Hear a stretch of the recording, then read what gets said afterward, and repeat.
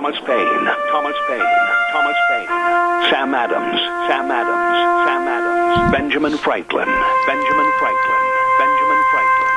These men spoke up for what they thought was right. From their courage came such documents as the Declaration of Independence and the Constitution of the United States. From their willingness to speak what was sometimes unpopular but right, we enjoy such liberties as freedom of speech, the right to keep and bear arms, and freedom of religion. There are those who still wish to oppress our freedoms, and there are still patriots willing to stand up and defend life, liberty, and the pursuit of happiness. Men like Zeb Bell, who honor our founding fathers and what they stood for. It's now time for Zeb at the Ranch, speaking up and defending your freedoms. Brought to you by Magic Valley Les Schwab Tire Centers and all of the other great advertisers on the program. And now, Zeb Bell. Do you know what a groaner is? Well, listen to this, and you'll know what a groaner is. Listen carefully. Mahatma Gandhi, as you know, walked barefoot most of the time, which produced an impressive set of calluses on his feet. He also ate very little, which made him rather frail. And with his odd diet, he suffered from bad breath. This made him, I love this, it's so bad it's really good.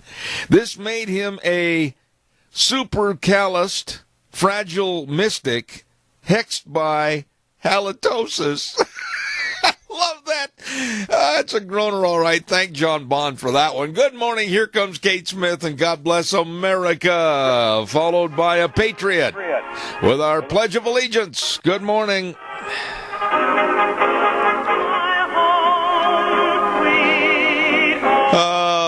Got to start it off with a smile this morning. I felt good. Good morning, good morning. I'm Zeb Bell, Zeb at the Ranch, with our major sponsor, your Magic Valley Les Schwab Tire Centers, all 7 locations serving you.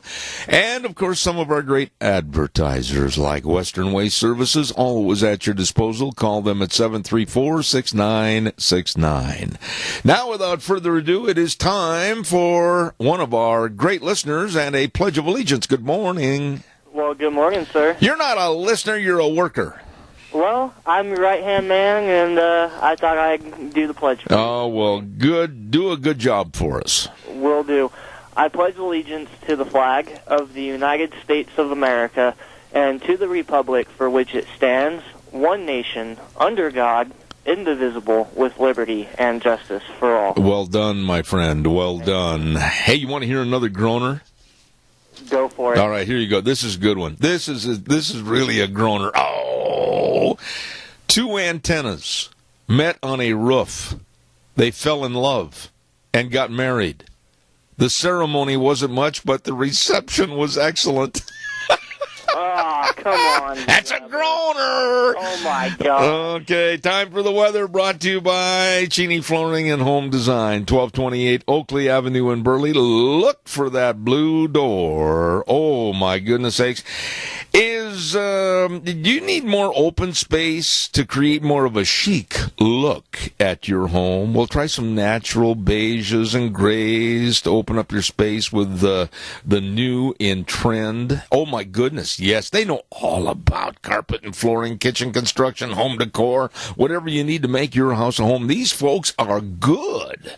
You better believe it, Cheney Flooring and Home Design. Look for the blue door. Here's Gina with our weather.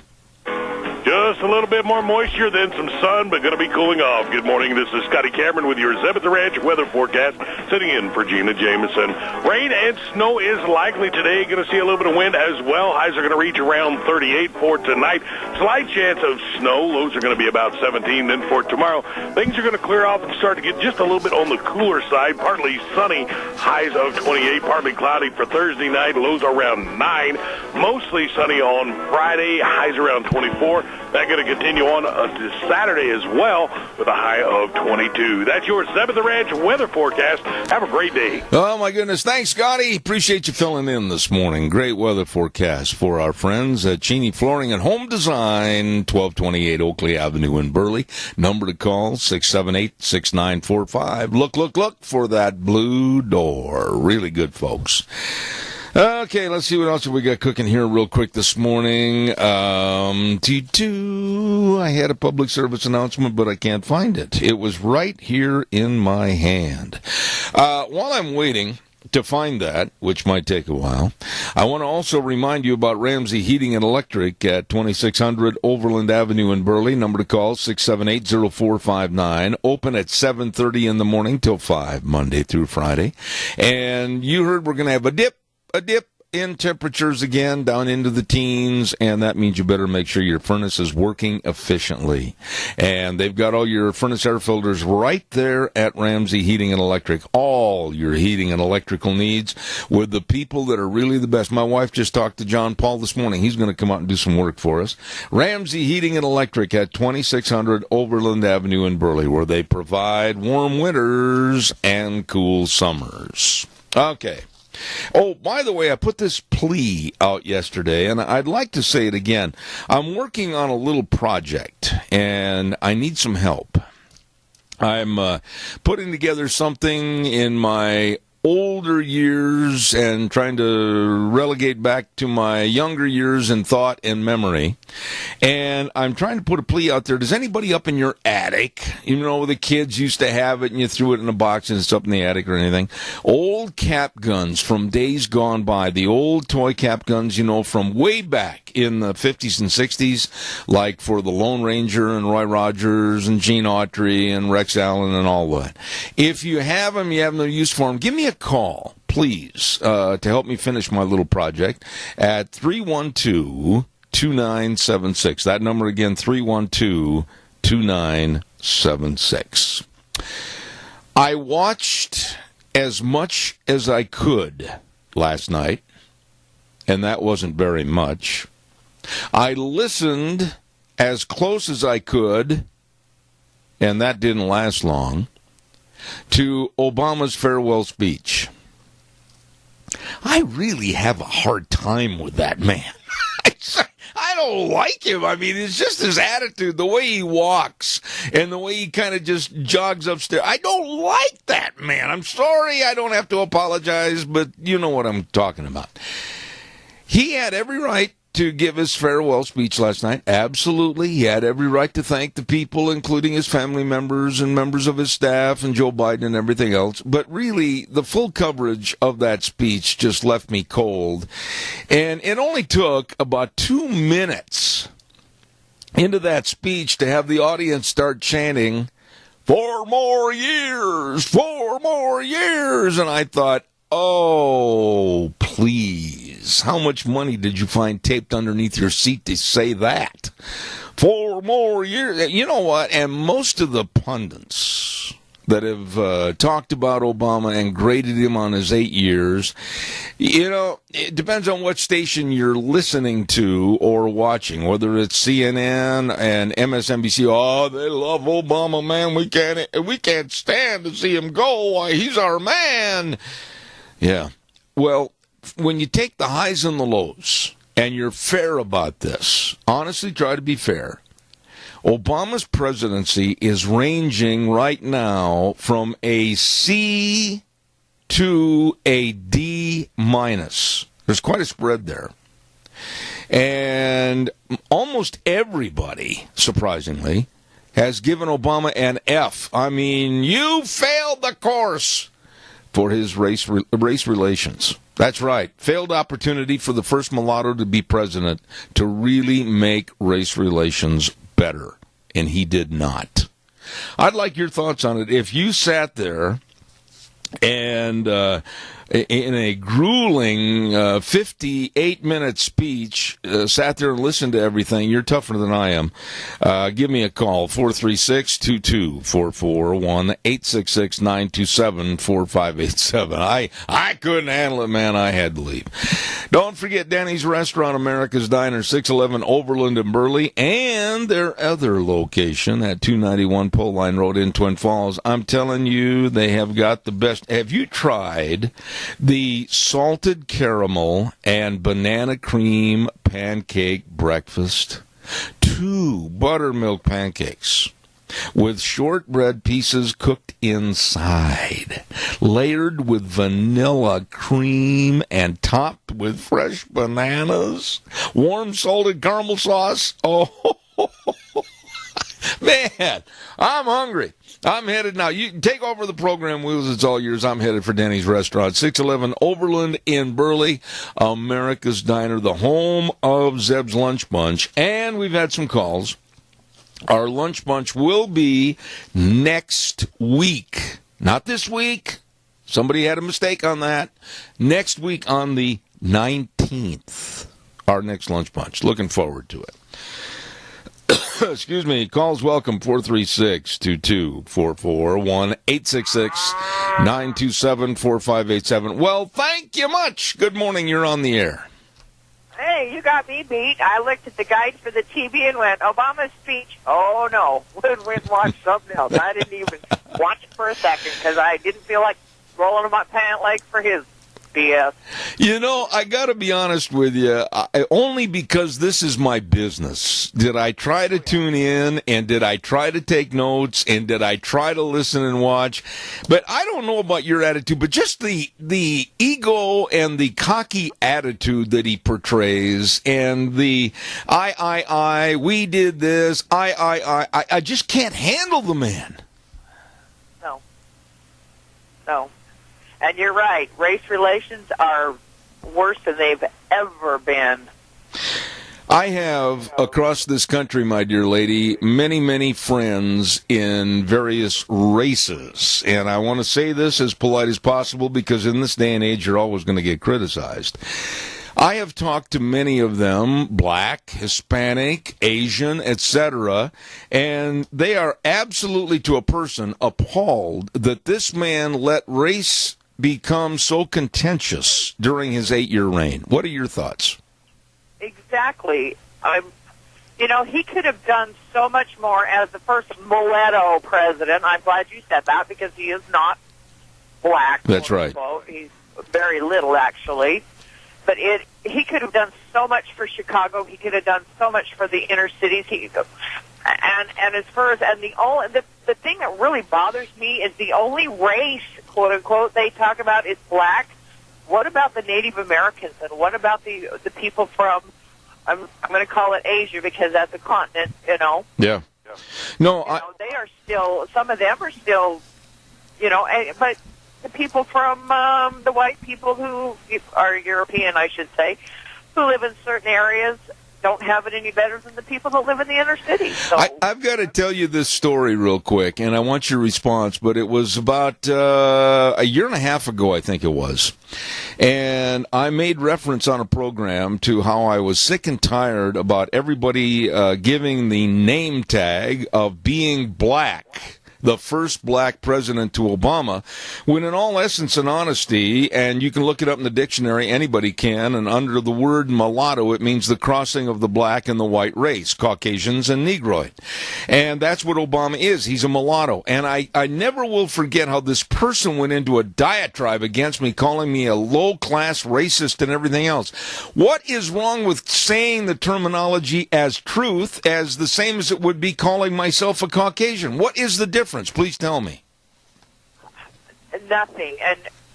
And what most people don't realize, I took this class at college, and there's only 3 types of people in the world, and it has to do with your bone structure because that's how they find a skeleton and they can tell whether they were Amerasian, Caucasian, or Negroid. And Caucasian does not mean a skin color. That's right. Some of the darkest skinned people in the world are Caucasian. My brother went to college with some boys from Sri Lanka, and let me tell you, those boys were dark. Well, one other thing, though, too, in the Webster's Dictionary, as far as races are concerned, it goes Mongoloid, Caucasoid, and Negroid, ending with the OID factor. And I don't know why people can't accept that today, and why in the world. And to me, it's derogatory. For me to call somebody, well, that man over there, that black man over there, obviously he's a different skin tone, but I do not understand whatever happened to the absolute polite connotation of Negro. Yeah. Exactly. Well, I appreciate your call in the morning. Nigeria or whatever, but that's irrelevant. Absolutely. And then another one, I'm using this racist all the time. I'm sorry, look up in Webster's Dictionary. What does it mean to be racist? It means that you think everybody of a certain race is inferior to you. Yeah. Well, let's see. I like Condoleezza Rice, and I like Colin Powell, and I like Michael Jordan. So I can't be racist because I like them. I like you. And I have spent time in Watts with the population there, and I love those people. I was, Well, I agree with everything you said, and we've got a real feedback problem there, Wheels. Watch that a little bit. But, ma'am, thank you for making my day. You were a great first caller this morning. God bless you for your thoughts. Well, thank you. All right. Have a great day. Call me back. Thank you very, very much. All right. I like that lady. Hey, don't forget Burley Physical Therapy and Rehabilitation, 1263 Bennett Avenue, Suite 2 in Burley. Nick Greenwell, the chief of the chiefs over there, as all their physical therapists are absolutely excellent. And I'm going to have to get back there and get started again. I put it off on the back burner, and Deanne's been cracking the whip. Get back down there to Burley Physical Therapy and Rehabilitation. I've got to do that. I've got to call for another appointment at 678-1191. 678-1191. Helping you and me, everybody get back to being us. Absolutely. The best of exercises and the best of using that great hydrotherapy pool. That is fantastic. At Burley Physical Therapy and Rehabilitation in Burley, 678-1191. Good morning, caller. You're on the air. Good morning, Zeph Bell. It's been a while since I've had a chance to talk to you, my friend. Well, it is. How are you? Doing great. I called. You just talked about something that is kind of upsetting to me. When people talk about race, we can't call somebody a Negroid or Caucasian. Well, Caucasian, yes, or black or whatever. You go to a doctor's office or you fill out an application for a loan or a doctor's office visit or whatever, and they want to know, are you Caucasian, African American, Native American? What is that? Yeah. I mean, how come white people have to go by Caucasian or white when everybody else gets a special name or moniker, which is very insulting to me? Well, it is to me, too. We all live here, unless they're visiting or here illegally.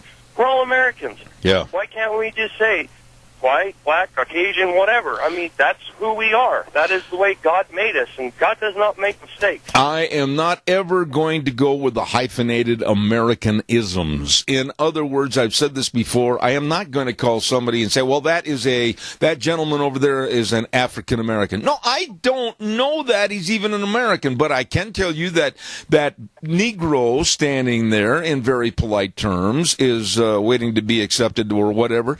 I am not going to go in and play that game. I don't believe in playing that game or saying that they're Mexican Americans or they're Asian Americans. I'm not going to go start defining who people are with that hyphenated Americanism. I'm not going to do it. Well, I wholeheartedly agree with you. Just because we don't say African American or Mexican American or whatever does not mean that I don't respect one's heritage. That's right. It's just the fact of who they are and where they come from that helps identify them as a human person being. It's a personal identity for that person. Absolutely. And for when I go to the doctor and they want to know, are you white or Caucasian? Yeah, I'm Caucasian, but how come nobody else has to do that? There you go. I appreciate your call. It's good to hear from you again. I got to get a commercial in here, but thanks so much. Later. You bet, buddy. Thank you very much. Nice to hear from that man again. Hey, calls welcome, 436-2244, 1-866-927-4587. I don't believe in hyphenated Americanism. I just think it separates everybody. It puts them on different levels. I don't like that. You're an American? I don't care what your heritage is. Berry Equipment and Rental, 3 locations to serve you. Now, why would they want to help you? Well, I'll tell you what, they've got all the equipment that you need to get any job done right. That's right. Jerome, they're on South Lincoln. Twin Falls, Addison Avenue West. Burley, 159 West Highway 30 in Burley. Oh, they got a big sandbox out behind. I mean, a big place to try out the equipment behind the Burley location. And I'll tell you what, you stop over there. And by the way, if you need some of these Doosan loaders for the dairies and the feedlots right now with all the snow, the mucky, yuck, and everything else, you better check on those Doosan loaders. And they've got used ones with just less than $500 on them. So check it out. Equipment rentals, retail equipment sales at Berry Equipment and Rental. Jerome, Twin Falls, and 159 West Highway 30 in Burley. Let's see what else have we got here. Oh my goodness, when I heard this, I was honestly so mad I almost threw a boot at the television set. Never on this program, ever, and nobody can ever find proof differently because it just never happened.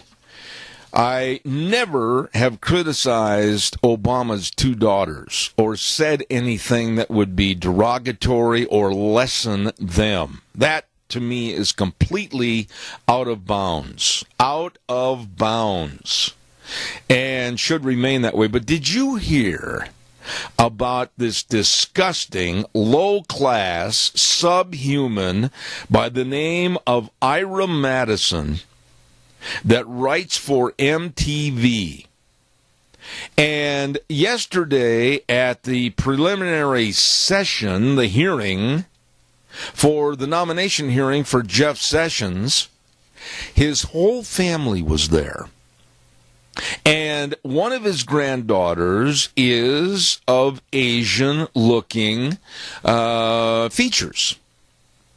And this MTV writer made these following comments. Jeff Sessions, sir, kindly return this Asian baby to the Toys R Us you stole her from. And then went on to call this little granddaughter of Jeff Sessions an Asian prop. You know, right there, and I know a lot of you folks out there that are liberals, you don't agree with this, but I think some of my conservative friends are absolutely in agreement with me. It would be really nice to go to this man's office and in, 2 or 3 minutes, give him a complete personality adjustment. This is absolutely out of bounds. Absolutely, positively out of bounds. For anyone to write, kindly return this Asian baby to the Toys R Us you stole her from.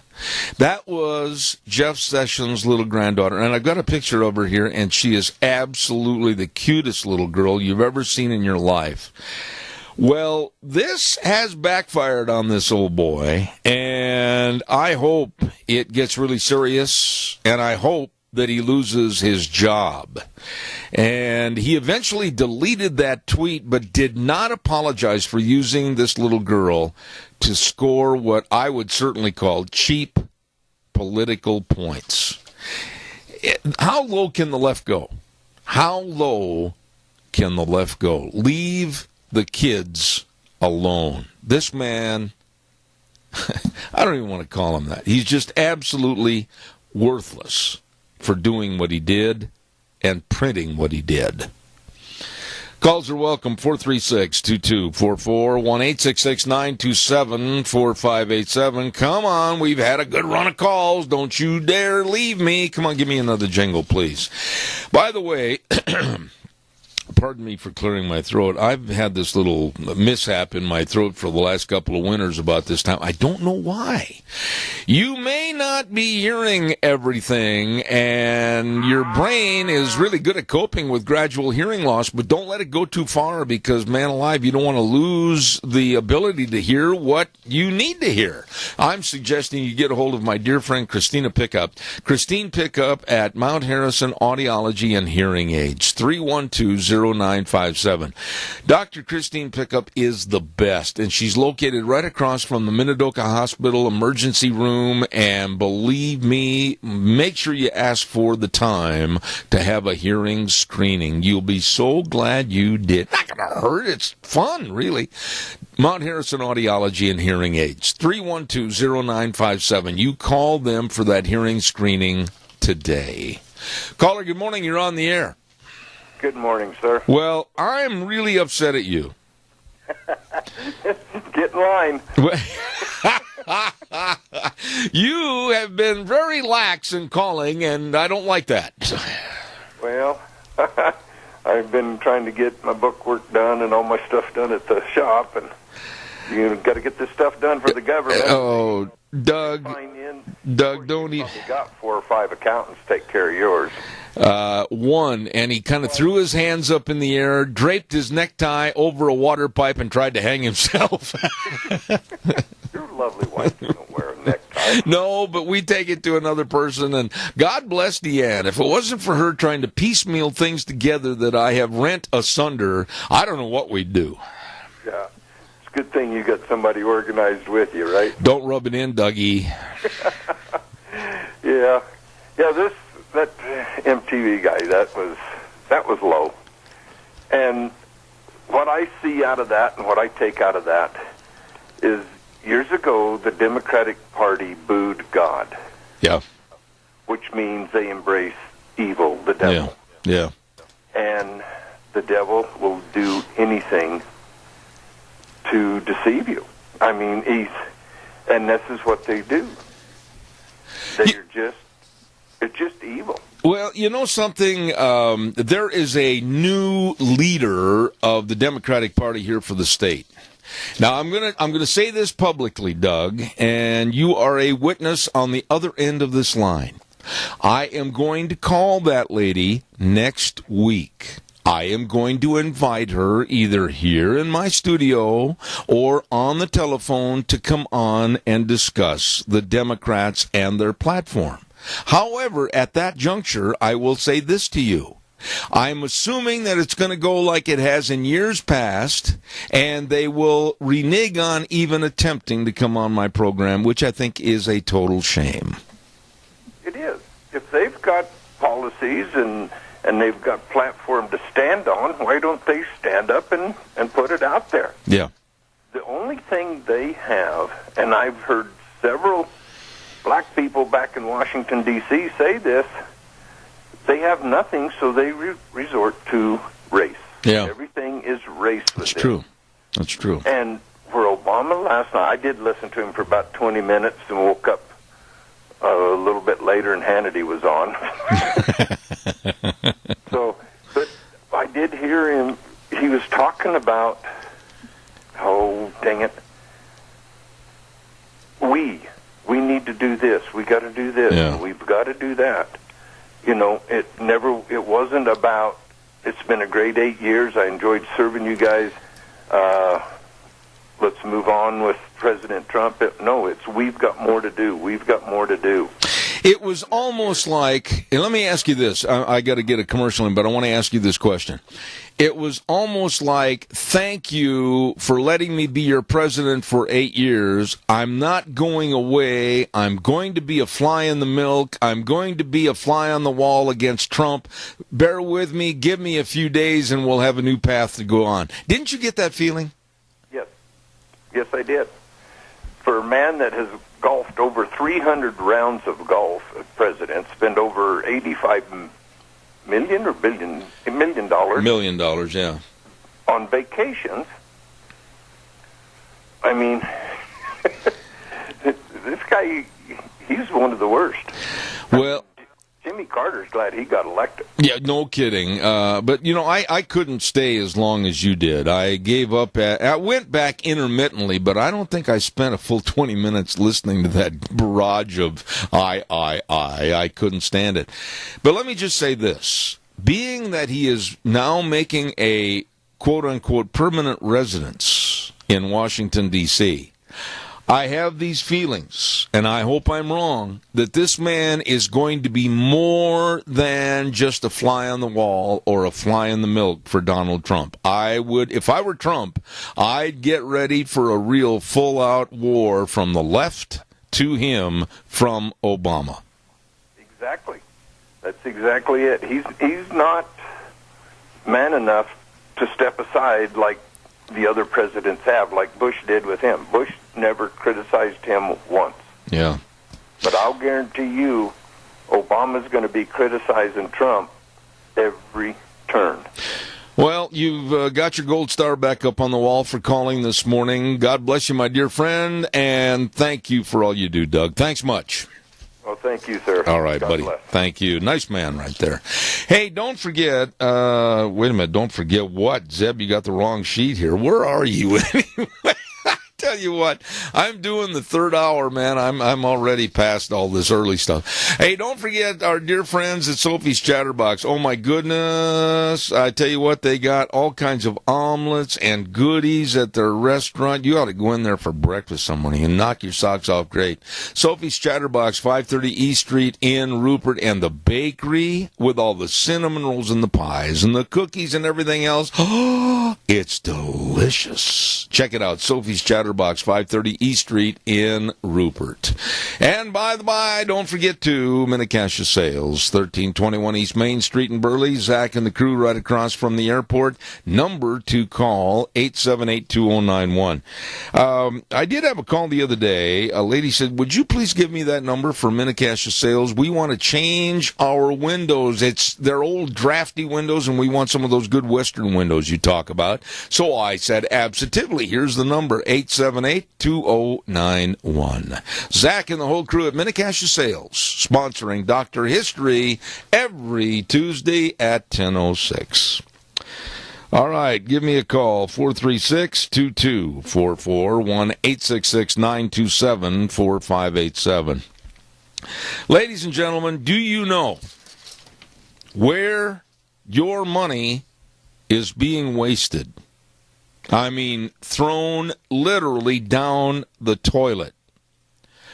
Well, thanks to people like Jeff Flake back in Washington, D.C., Senator Jeff Flake, he has come out with the latest waste book of our money, our taxpayer dollars, going literally down the toilet, and it accounts to over, are you hanging on to your seat?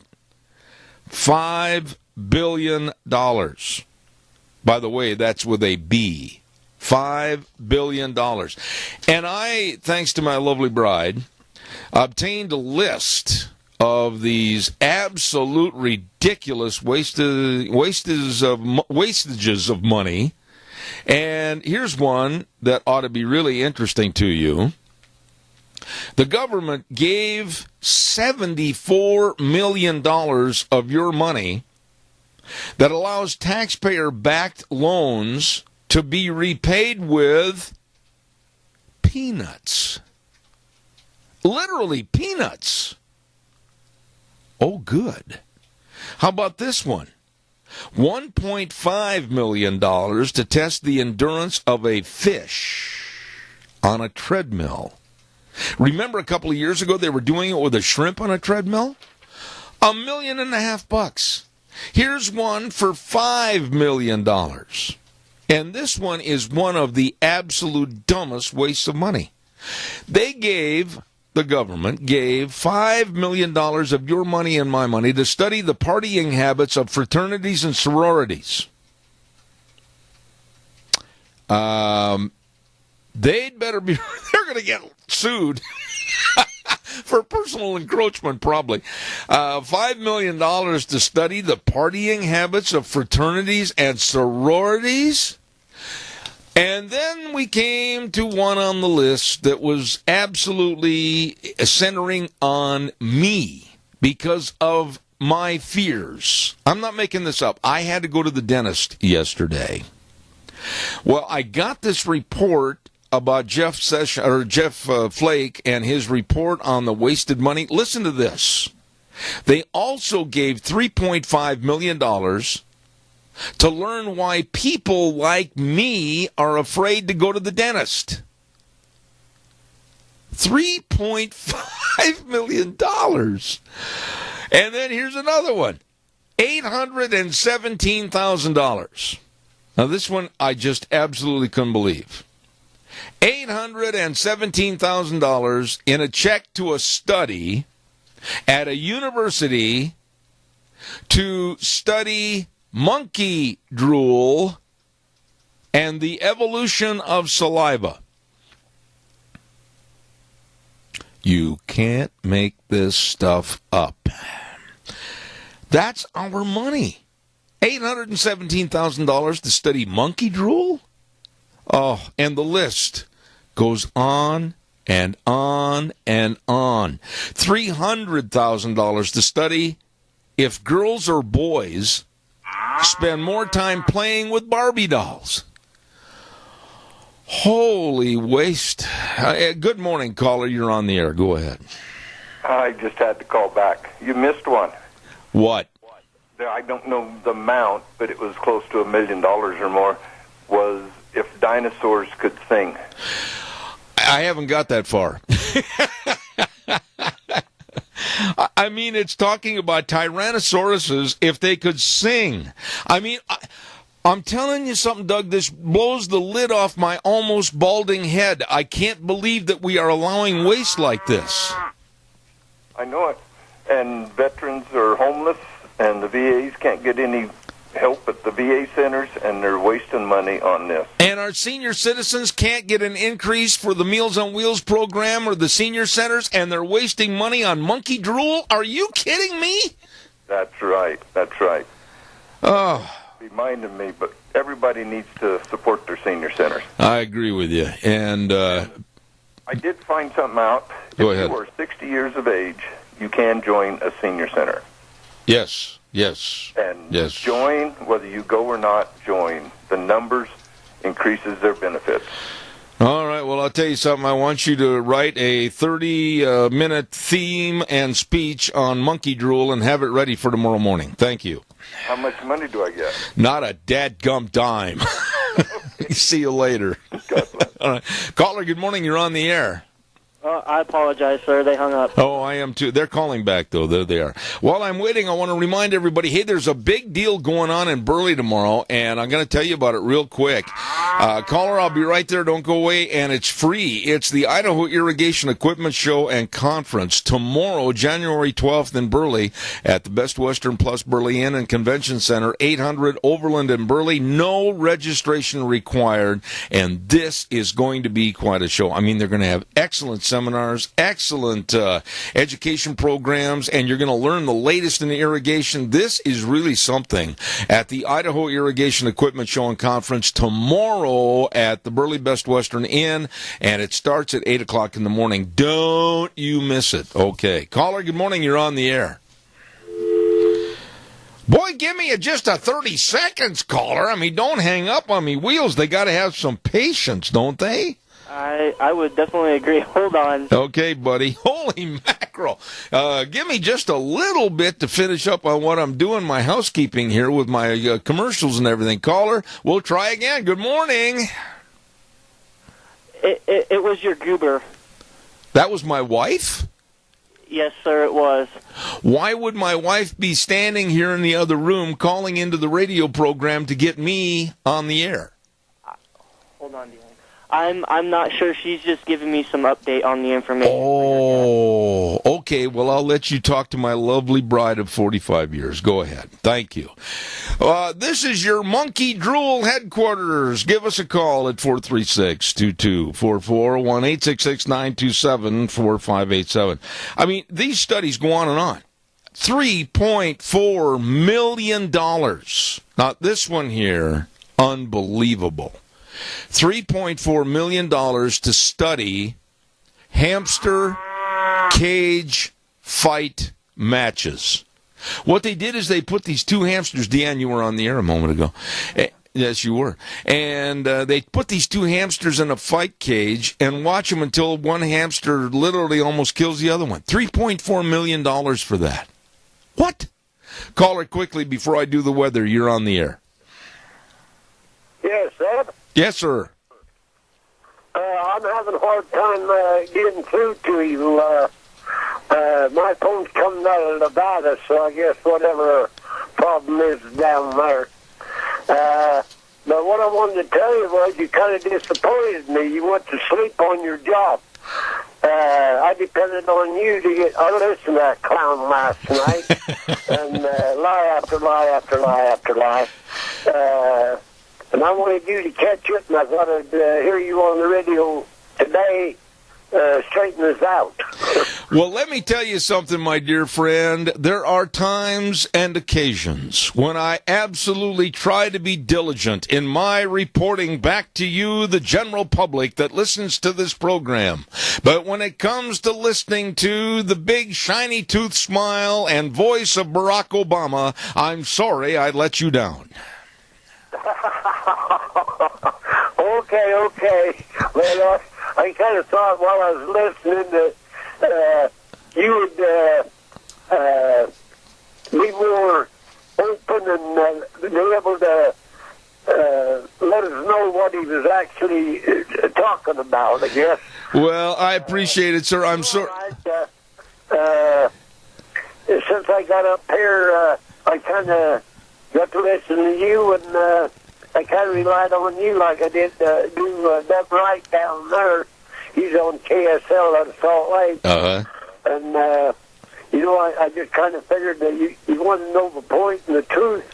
You and him are, in my estimation, the two good people that'll put it out to the public. I appreciate your thoughts and your kindness of your great remarks. Thank you so much, sir. God bless you, and it's good to hear from you. Have a great day. Thank you so much.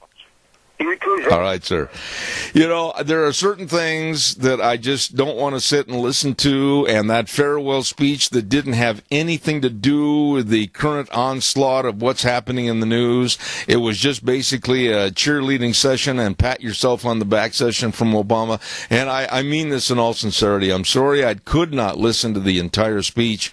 I just, honestly, I would much rather have Deanne put paint on a wall and then I'd watch it dry. I just couldn't listen to him. I do have to get the weather forecast in here. Holy smokes, I'm running late. Weather is brought to you by the Urgent Cares. Caller, I'll be right with you. Don't you dare hang up or you got to forfeit your get-out-of-jail-free card. I want to remind you about Riverview Urgent Care, 382 North Overland and Burley, Twin Falls Urgent Care, 2392 Addison Avenue East in Twin, and Jerome Urgent Care, 133 West Avenue A in Jerome. Minor emergencies, major care by people that really can help you. It's not too late to get your flu shots. Still get them. And don't forget, for cough, fevers, sinus infections, lacerations, oh my goodness, they can help you. Yep, minor emergencies, major care. Here's Scotty with the weather. Just a little bit more moisture, then some sun, but going to be cooling off. Good morning. This is Scotty Cameron with your Zeb at the Ranch weather forecast, sitting in for Gina Jameson. Rain and snow is likely today. Going to see a little bit of wind as well. Highs are going to reach around 38 for tonight. Slight chance of snow. Lows are going to be about 17. Then for tomorrow, things are going to clear off and start to get just a little bit on the cooler side. Partly sunny. Highs of 28. Partly cloudy for Thursday night. Lows are around 9. Mostly sunny on Friday. Highs around 24. That's going to continue on to Saturday as well with a high of 22. That's your 7th Ranch weather forecast. Have a great day. My buddy. Thank you, Scotty. Appreciate it. Brought to you by the Urgent Cares. Riverview Urgent Care in Burley, Twin Falls Urgent Care in Twin, Jerome Urgent Care in Jerome. Yes, it's true. Minor emergencies, major care. Thank you. Caller, thank you for your patience. Good morning. You're on the air. Yeah, but just Earl, I just called in to say thank you for everything you do for us out here in the sticks. So, Well, that's... We sure as heck appreciate you. Well, thank you, Earl. And by the way, how's the snow up there? Is it really melting and causing a lot of flooding conditions? No, only thing I got is a bruised butt this morning from my teeth going out from underneath me. I don't mean to giggle, but, there's a lot of people that are walking around with pillows on their posterior. I think you're just one of many. Now, there's an idea. I'll get some duct tape and try that next time. Yeah, you call that guy back in Minnesota that sells MyPillow and duct tape him to your behind, and that'd be a new sales tool for him. I'd be afraid to give him a call. He'd want my credit card number. Earl, God bless you, man. Thanks so much. You bet, Zeb. All right, take care. Thank you. Nice man right there, Earl. Appreciate it very much. Calls welcome, 436. I'll be right to you. 436-2244. Stand by. Snake River Auto Body and Paint. Oh, these people are good. Got a little ding in the four-wheeled wonder, did you? You were pulling into the bank and hit the pole. Oh, I know what you did. Well, anyway, I know some people that can fix it for you. Snake River Auto Body and Paint. 404 4th Avenue West in Twin Falls. Ken, Dan, the whole crew. 734-5790. Call, get an estimate, stop in and see them, and get scheduled for repair. You'll be so glad you did. Yes, I've used them many times. They are the best. Snake River Auto Body and Paint in Twin Falls. Caller, good morning. You're on the air. Good morning, Zeb. Yeah, there's a lot of these frivolous, research projects, if I use the term, loosely research, because I know of a project where they counted the different colored eyes on Drosophila, and for most people don't know what a Drosophila is, it's a fruit fly. Yep. They have very distinct eyes. But anyway, with the budgets the way they are, when I came here 45 years ago, Zeb, we ran the whole state on $165 million. Now, what's our budget now? Around $4 billion or something like that? I don't know.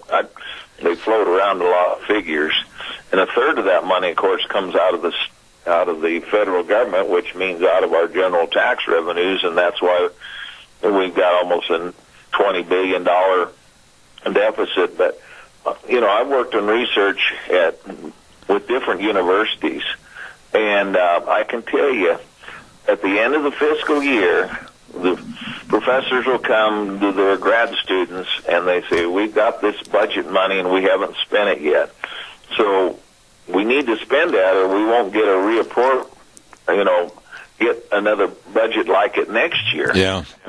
I would say you could take 20-25% off of the operating expense of most of these departments in our universities. And I'm saying here in Idaho and elsewhere because I know firsthand how it works. You know something? So, it's just a matter of tightening the belt. But Can you imagine we run this state? $165 million wouldn't even run us for 2 weeks now. Yeah. And the population, has doubled or a little more. But still, just look at the growth of government here in Idaho. It's not just federal. That's right. And everybody says, well, we got to do this, we got to do that. We got to throw more money at the education.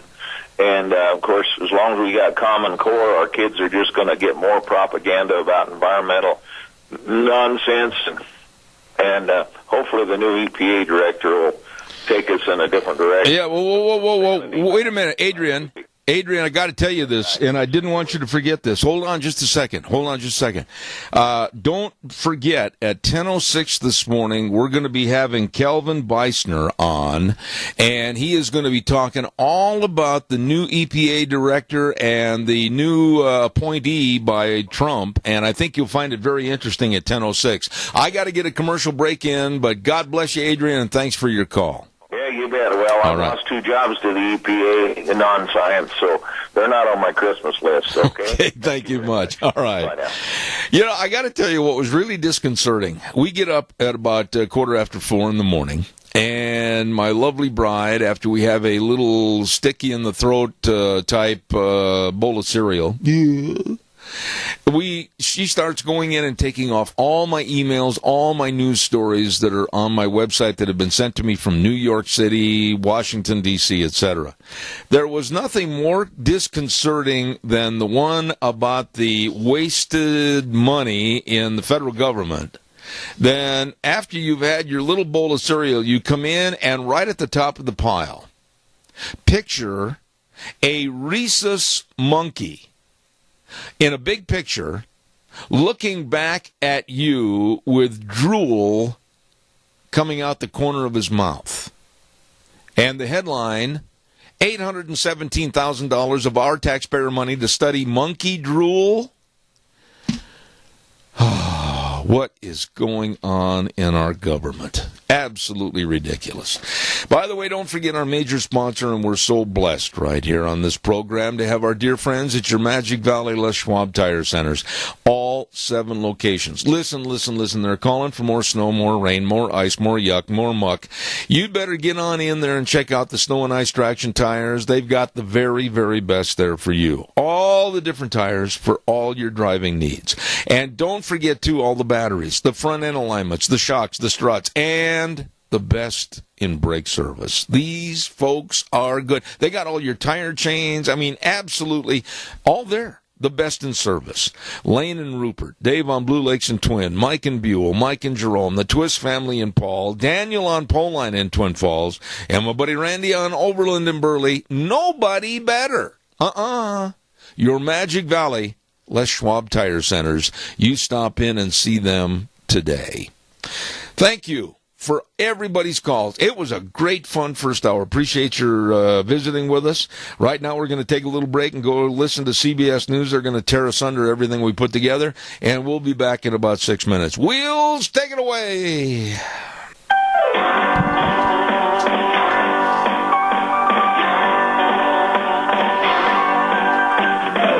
Oh, I love to listen to the guy who played that on that old piano, or piano if you prefer. I like piano better. Anyway, they can really tweak the keys. Good morning, everybody. Zeb at the Ranch. I'm Zeb Bell with our major sponsor, your Magic Valley Les Schwab Tire Centers, all 7 locations serving you, along with some of our great advertisers like Western Waste Services. From the canyons of the Snake River and all across southern Idaho,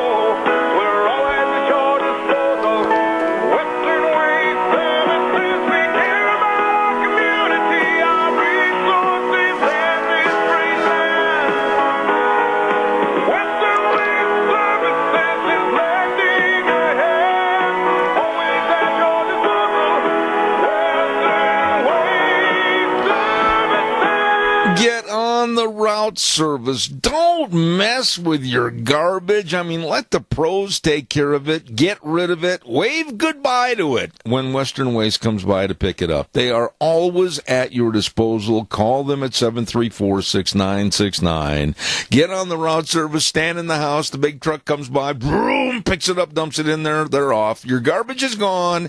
You're a happy camper. Western Waste Services, always at your disposal. Call them at 734-6969. Hey, by the way, tomorrow on the program at 10:30, I believe, we're going to have Dr. Bill or Dr. Liz or someone from Ark Animal Hospital on our program talking about the care of your pets in the cold weather. Well, you stop in anytime, all the time, because they have warm hearts for cold noses. Absolutely a mixed animal practice, meaning big or small, they love them all. At Ark Animal Hospital, 750 21st Street in Heyburn. Number to call, 678-1177. Ark Animal Hospital, serving you and your livestock. Right now, we are very blessed to have with us the man that was named to head up the team to do the study.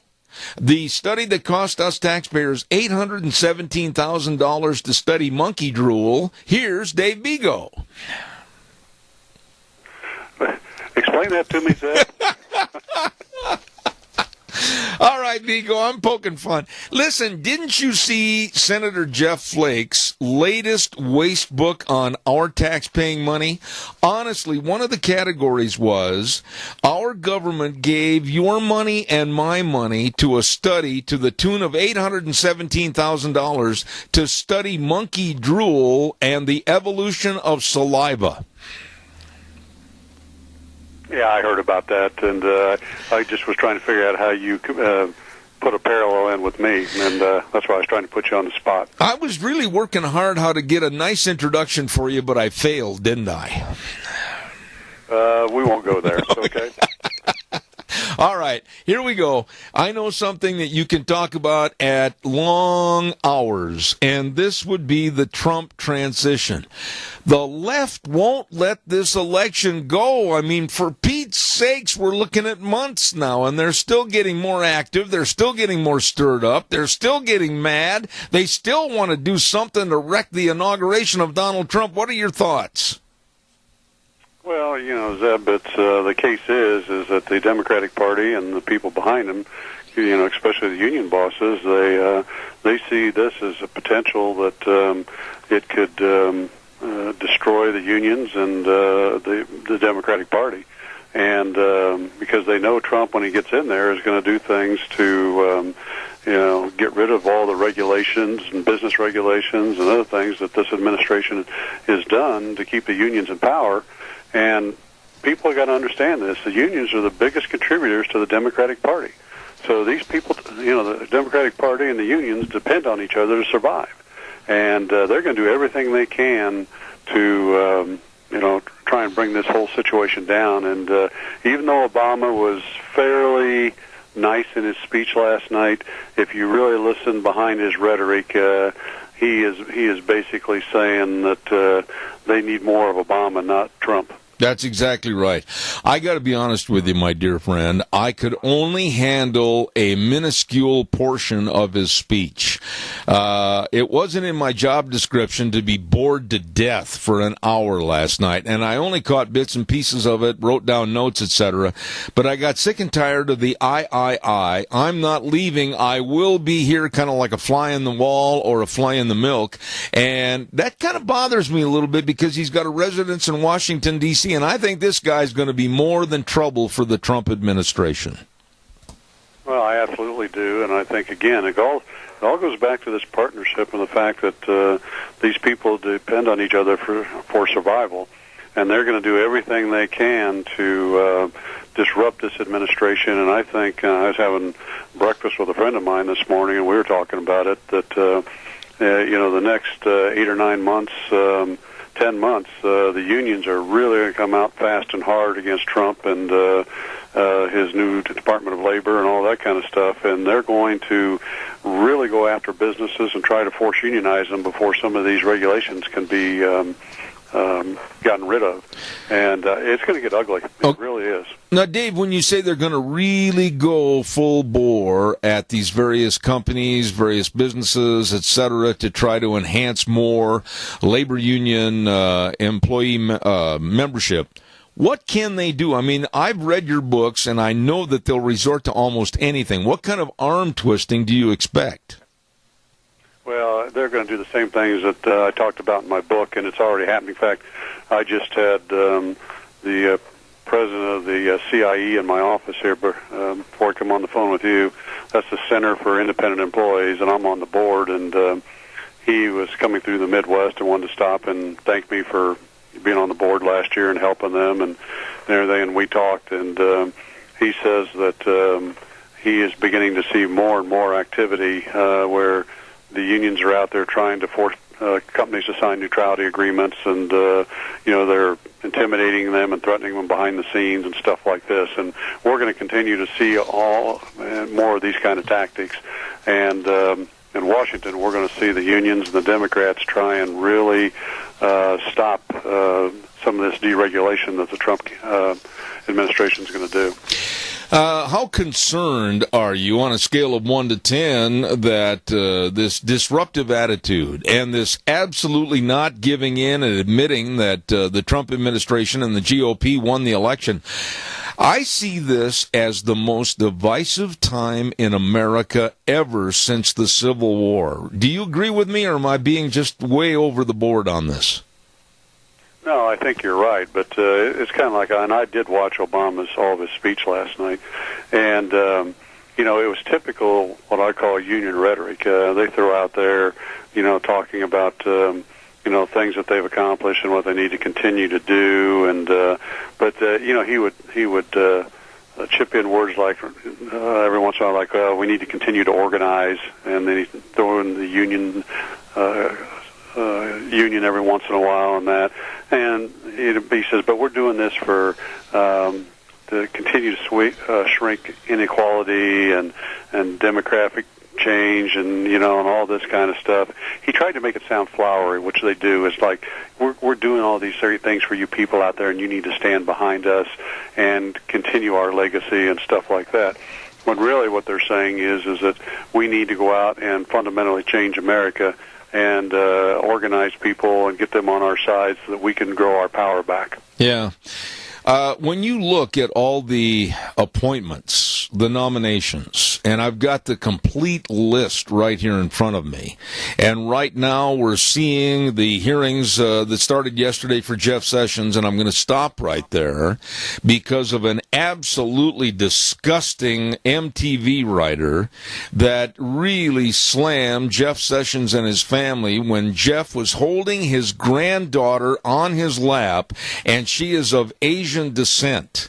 And this stupid MTV writer by the name of Ira Madison wrote this: Jeff Sessions, sir, kindly return this Asian baby to the Toys R Us you stole her from.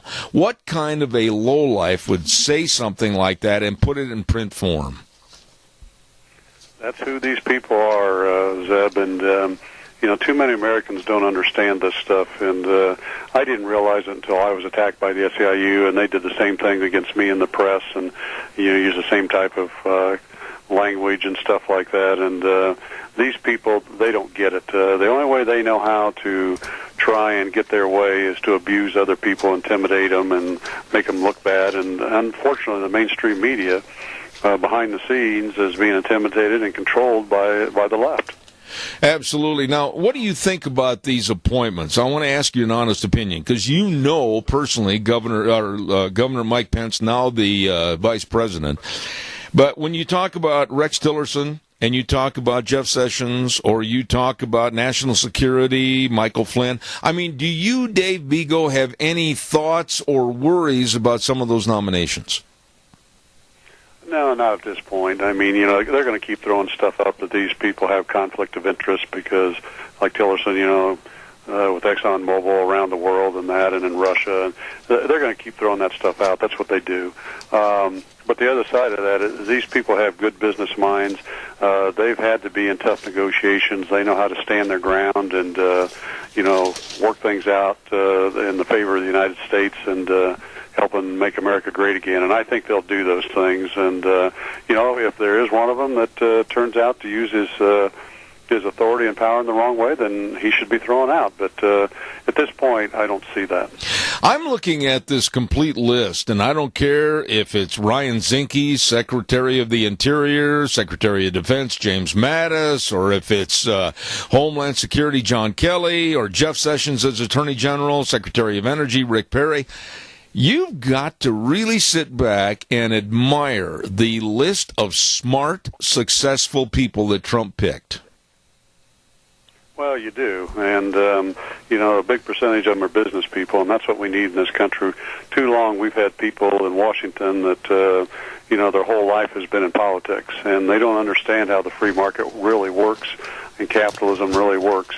And we need people to understand that so that we can put ourselves back in a position that we can compete with the rest of the world. We can grow jobs and wages in this country, and that's what needs to happen. If you look at the last 8 years, of course, Obama in his speech last night was talking about how prosperity has grown and wages and jobs and all that, but a lot of that's based on fake data and the fact that, unemployment's dropped. Well, that's because there's less people in the workforce than there was 8 years ago by a long shot.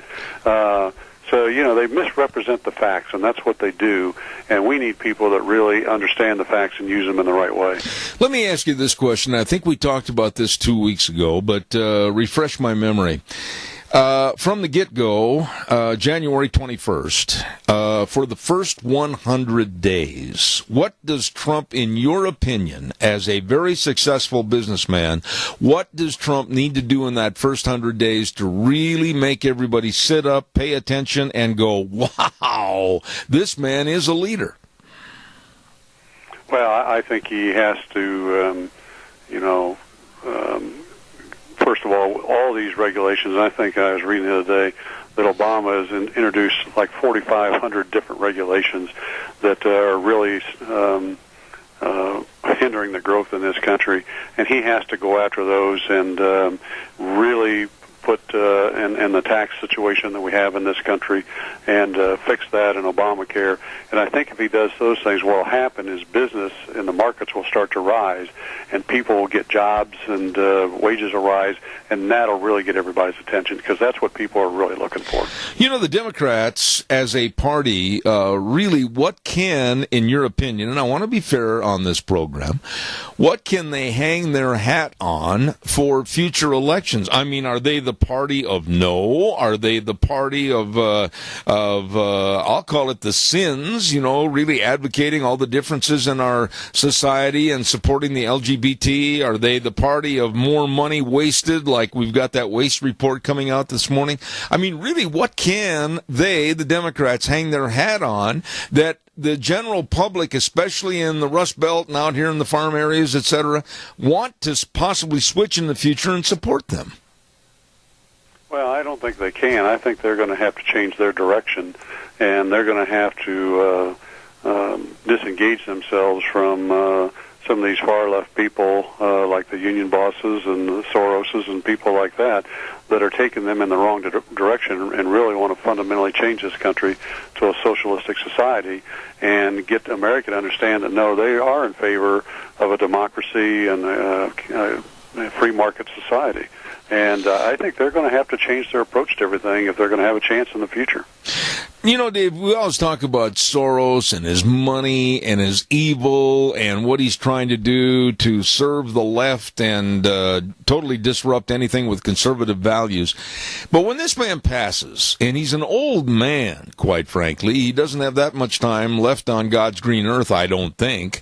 And what about the underlings? Have you ever heard who the people are that are going to step up to the plate and take over for Soros and some of these others on the left? I mean, we should be concentrating on who these people are. No, I have not heard that much, but, he's got the different groups out there that he's put together that believe in his philosophy that, they're going to step up and continue to push this stuff. And, again, that's why the Democrats have to wake up to what's going on and disassociate themselves with that and go out and really associate themselves with the true Americans and our free market society. Let me ask you a question about a completely different topic, but I know that you stay up on these things. The Congressman Clay from Missouri had an art contest, and I'm going to give a short synopsis on this. And anyway, one of the pieces of so-called art that came to his office showed the police as pigs dressed up in patrolman uniforms, and they hung that picture, despicable picture, at the United States Capitol.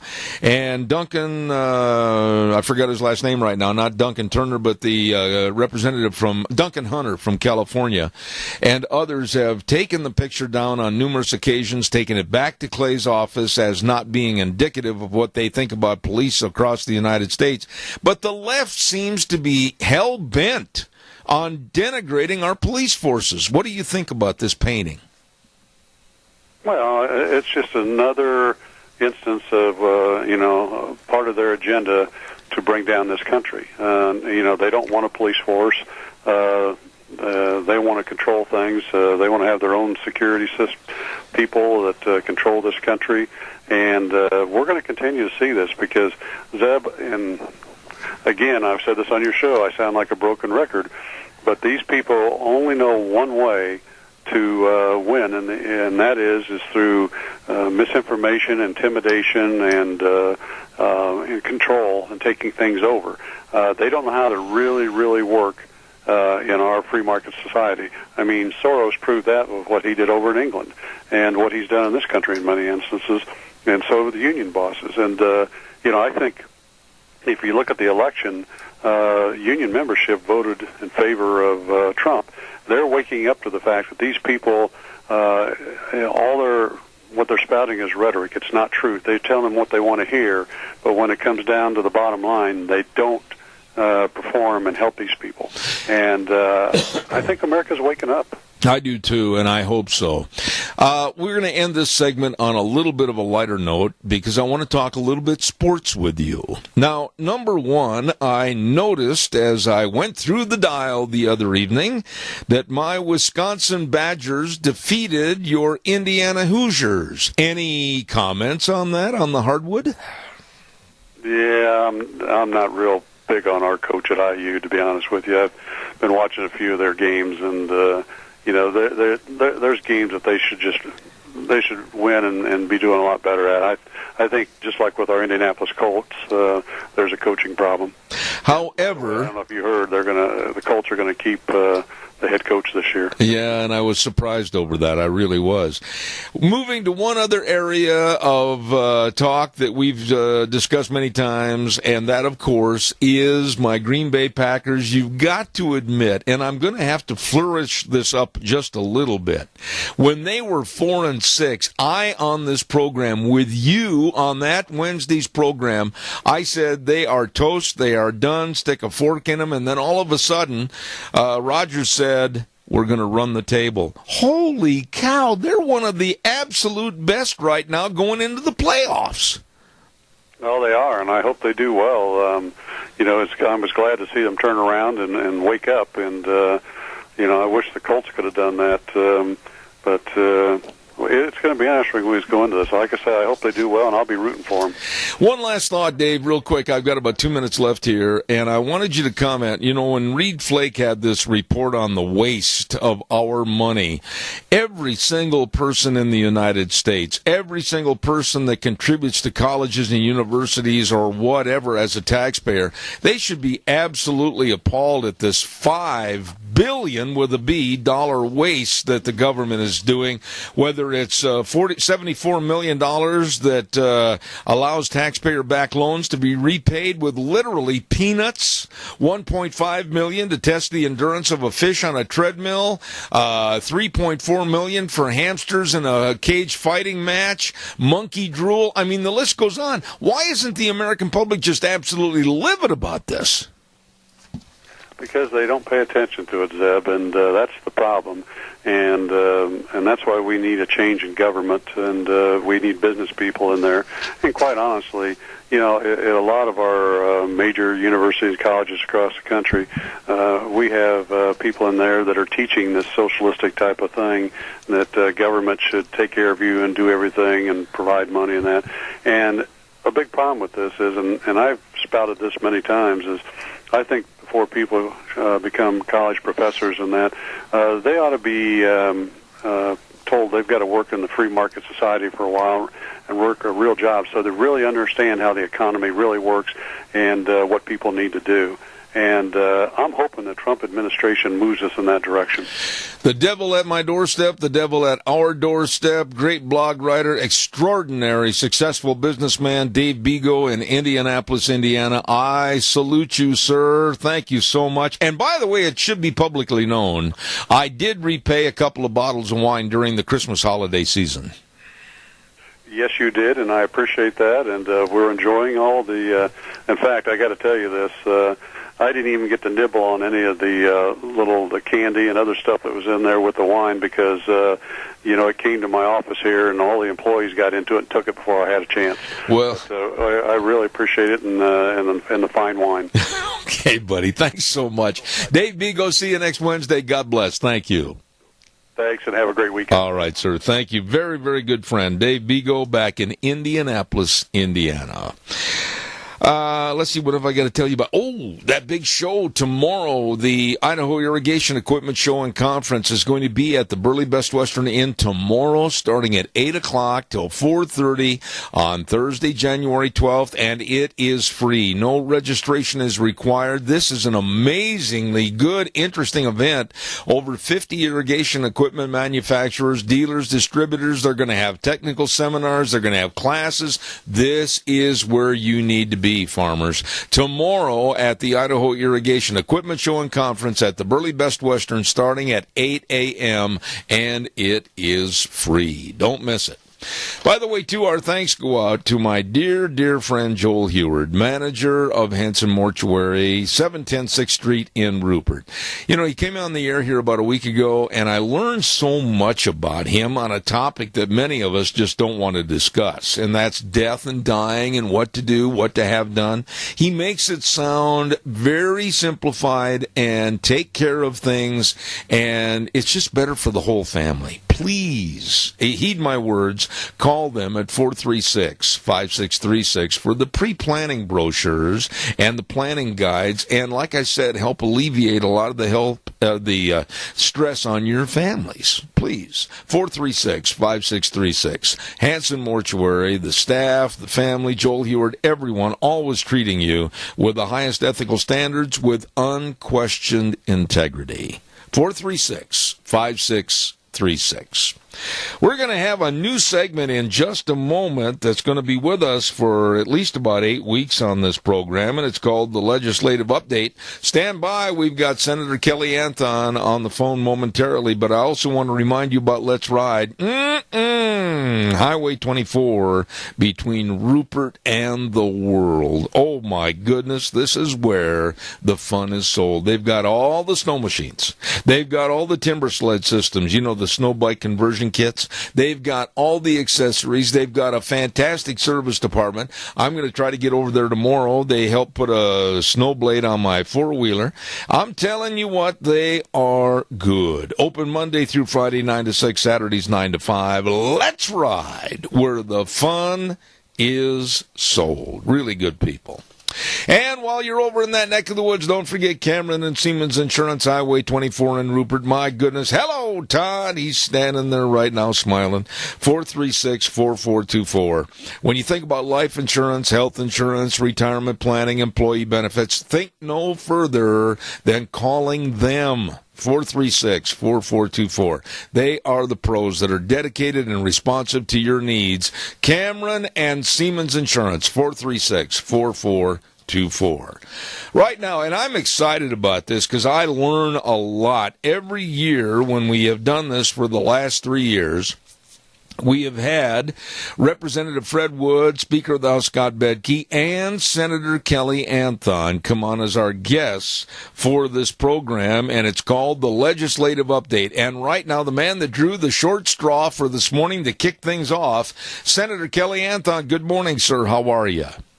Well, good morning, Zeb. I feel like I often draw the short straw, but not to be on the show with you. It certainly is an honor and a privilege. I'm glad to be here. Okay, we listened to Governor Otter yesterday with the State of the State address, and I think first and foremost we should start right there, page 1. What did you think of the state of Idaho?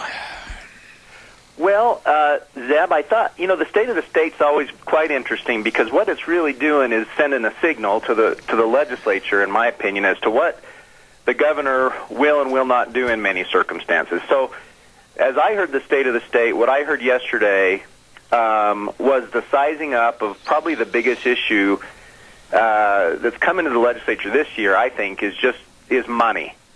And there's a surplus of money in the state of Idaho. The state of Idaho is good in many respects. There's some challenges in others. But the state's economy is growing. And the state's revenues have been growing as well. So even from last summer's projections, we're seeing a considerable amount of money that we didn't plan on, to the tune of about $130 million. Whoa. And so as we go into this next budget cycle, there's going to be not a fight, but a good discussion on where that extra money should be and whether or not, in light of extra money, we ought to be thinking about tax cuts. And so, as I heard the governor visit in the State of the State, what he's talking about is education again. He's got a 5-year plan, the career ladder that you know about, Zeb, and that's going to cost, I think it's $50-some-odd million this year to initiate this biggest phase of the career ladder. So there's lots of things to spend money on as usual, and this year we have a little extra money. That's going to be a big issue this year. Well, let me ask you this, Kelly, and I don't mean to sound rude when I say this, but I think it's a statement that a lot of people are saying over the coffee shop this morning or whatever. Just because you have the extra money, let's not just think that money is going to solve the problems. Well, and Zeb, you know me by now, I think well enough. I've always agreed with that sentiment, particularly in education. And I've said this before, and I know it's not always popular when I say it, and I'll say it now, but I think it's the truth.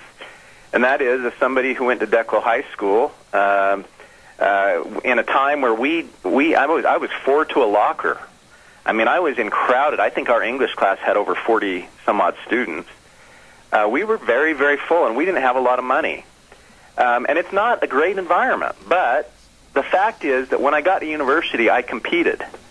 And I competed with the kids who came from California who, you know, had the swimming pools and the tennis courts at school. Right. So I agree wholeheartedly that problems are not always solved by throwing money at them, particularly in education. I've always maintained education starts at home. If I hadn't had somebody, you know, when I walked in the door saying, "Where's your homework?" I don't care how much you would have spent at my school. I don't know if I would have done very well. So I agree 100%, Zeb, and that's why I think you're going to see a lot of legislators talking about tax cuts this year. Now, the other thing, Zeb, that I always think of in better times is how much money do we need to be putting in the bank? Yes.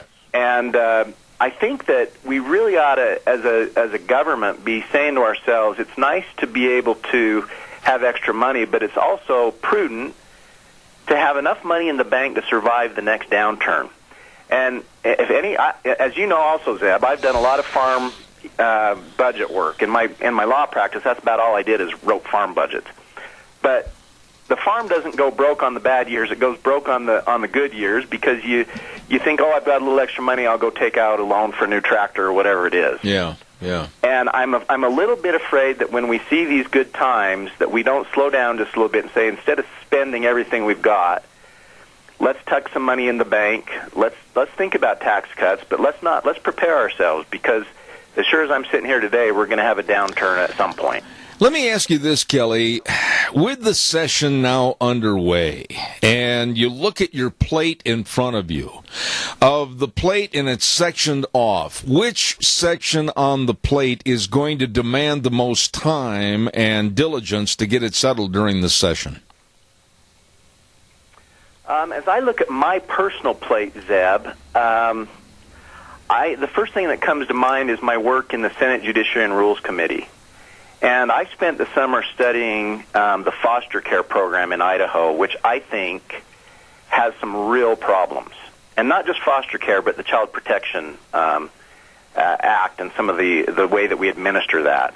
So just to give you a flavor of this, Zeb, what has been realized is that children in Idaho that are in the foster care program have a much, much higher percentage chance of being medicated with behavioral drugs or psychotropic drugs on an alarming scale. And until last year, there wasn't a judge in Idaho who was given the authority under statute when a child came before that court to ask why. And so that was one of the kind of the targets I had last year, and we got some things changed in that statute. But again, over the summer, a complete restudy of the foster care program. The other thing we're seeing in Idaho is that we are not seeing people sign up for foster parenting. Mm-hmm. Yeah. And I think there's a reason for that, too, and I think it's the way we're administering the program. I don't think it's because we're lacking in good people. So that's one of the things that's really on my mind a lot lately. Also, I'm working with our police officers on some of the, trying to think how to phrase some of this stuff. It's ugly stuff, but it's cyber crimes against children. So this is what I'm going to work with the police on to make sure that they have every tool they need to go after every person who would ever think of harming a child. Absolutely. Absolutely. That's on my plate this year, Zeb, and I'm going to chase on that a little bit. We've got other things, of course. This year, Zeb, I'm working on the economic side with a committee I've been appointed to that we look at the revenues of the state and we kind of make projections to help us do budgeting in the future. That's been pretty eye-opening, too. The one troubling spot of that, because the Idaho economy is doing great comparatively to the rest of the nation, and certainly compared to recent years. Right. One of the things that has caught my attention is our farm economy is having a hard time. And we're seeing our net proceeds, our income, our receipts in farm economy going down. Idaho still is the fourth largest, kind of farm economy in the United States, but that just goes to say it even more, which is it's such an important piece of Idaho's economy that's really caught my attention as well. All right, let me play a little game with you here, Kelly, and I want to say this before we get off of this subject. Anytime that you want to come on the program or any issue regarding our child welfare and child protection programs, don't even hesitate. Call me and we'll get it on the air immediately. I got your back, buddy, and I appreciate everything you're trying to do. Thanks, Zeb. Appreciate that. I want to throw some subjects at you, and we're going to kind of play a little game of catch here this morning. And you give me a short answer, I'll give you the statement, and then you tell me what you think has to be looked at up in the legislative session. We kind of touched on education right now, and you know that you do have a little extra money, and you're probably going to try to appease a lot of the naysayers about education. Let me throw the next one at you. Transportation. Well, I really do believe that we still have a lot of transportation needs in the state, and I say that because primarily of my work with the cities. And what I've learned in working with the cities in Idaho, in southern Idaho, is that the amount of revenues that the state provides to a city to maintain a single mile is nowhere sufficient. I'm telling you, it's just not sufficient to maintain that mile. So we've done some creative things in our community to counter that, and even Burley has their voters approved extra money for roads with a levy override. But so there are transportation needs. The other thing I think in transportation, Zeb, that's going to be a hot issue going forward and continue to be a hot issue is the amount of weight that we're going to allow on our roads, yes, and whether we'll build those roads to handle that weight. And in particular, it's the 129,000-pound limit. Right.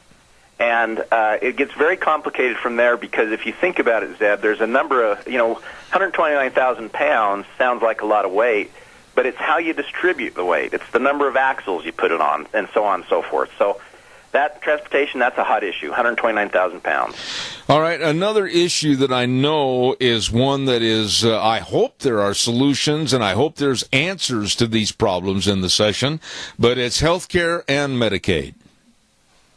Healthcare and Medicaid, unfortunately, I think, Zeb, my prediction for this legislative session is not much is going to happen. Now, the governor in the state of the state encouraged the legislature to take some step, but he also recognized that there's a good political faction in the legislature that will be 100% opposed to any kind of straightforward Medicaid expansion on the terms the federal government's offering. And they've got there's compelling arguments for that because, let's face it, our federal government is broke. And so when we think about taking more and more money to create more and more entitlements, I understand why people don't like that. Now, the other thing I often think about healthcare, Zeb, is, we say to ourselves, well, we don't think the government should pay for this, and I don't necessarily disagree with that, but here's the reality. The reality is we're already paying for it. Yeah. When someone walks into your emergency room and takes care without pay, somebody's going to pay for that, one way or the other. In some instances, that's your county government. In others, it's you, because when you go back into that same hospital with your own health insurance or your own checkbook, they're going to charge you more to cover the cost of those who didn't pay. So we've got a problem there. I think there was an interim committee that studied that over the summer, and what they determined in Idaho was now that Donald Trump is president-elect, we really should hold to see what's going to happen with Obamacare before we start throwing out fixes. Let me ask you this. In that system, for Medicaid and the supposedly using the number of 78,000 Idahoans who still lack any access to health care. Don't you think, and tell me if I'm dead wrong on this, Kelly, but isn't there a cleaning of the system necessary before any definitive thoughts are made? In other words, we have people that are in that 78,000 number that you know and I know are able to work, able to be gainfully employed, able to take care of their own expenditures, but they're not. And many of them, and I'm going to use the terminology, are leeches on the system. How can you create a better system when you don't go through the system and clean out the bad? Well, and Zeb, what I'm hearing you say is something that, and I don't mean to recategorize it a little bit, but I think where I really see what you say making a lot of sense is those who, what we have inside of our Medicaid system and in our Medicare system that we know is the case is extensive fraud. Yes. And I think you're right. I mean, I don't know where you start adding on to a system that is so rife with fraud until you clean it out from top to bottom. And the 78,000, of course, are deemed to be people in that gap who are working and therefore are disqualified for the credit under Obamacare, but otherwise can't afford health insurance.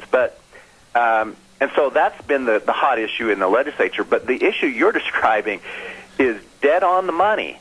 What we know about the government, particularly the federal government, is they don't administer programs as efficiently as others do.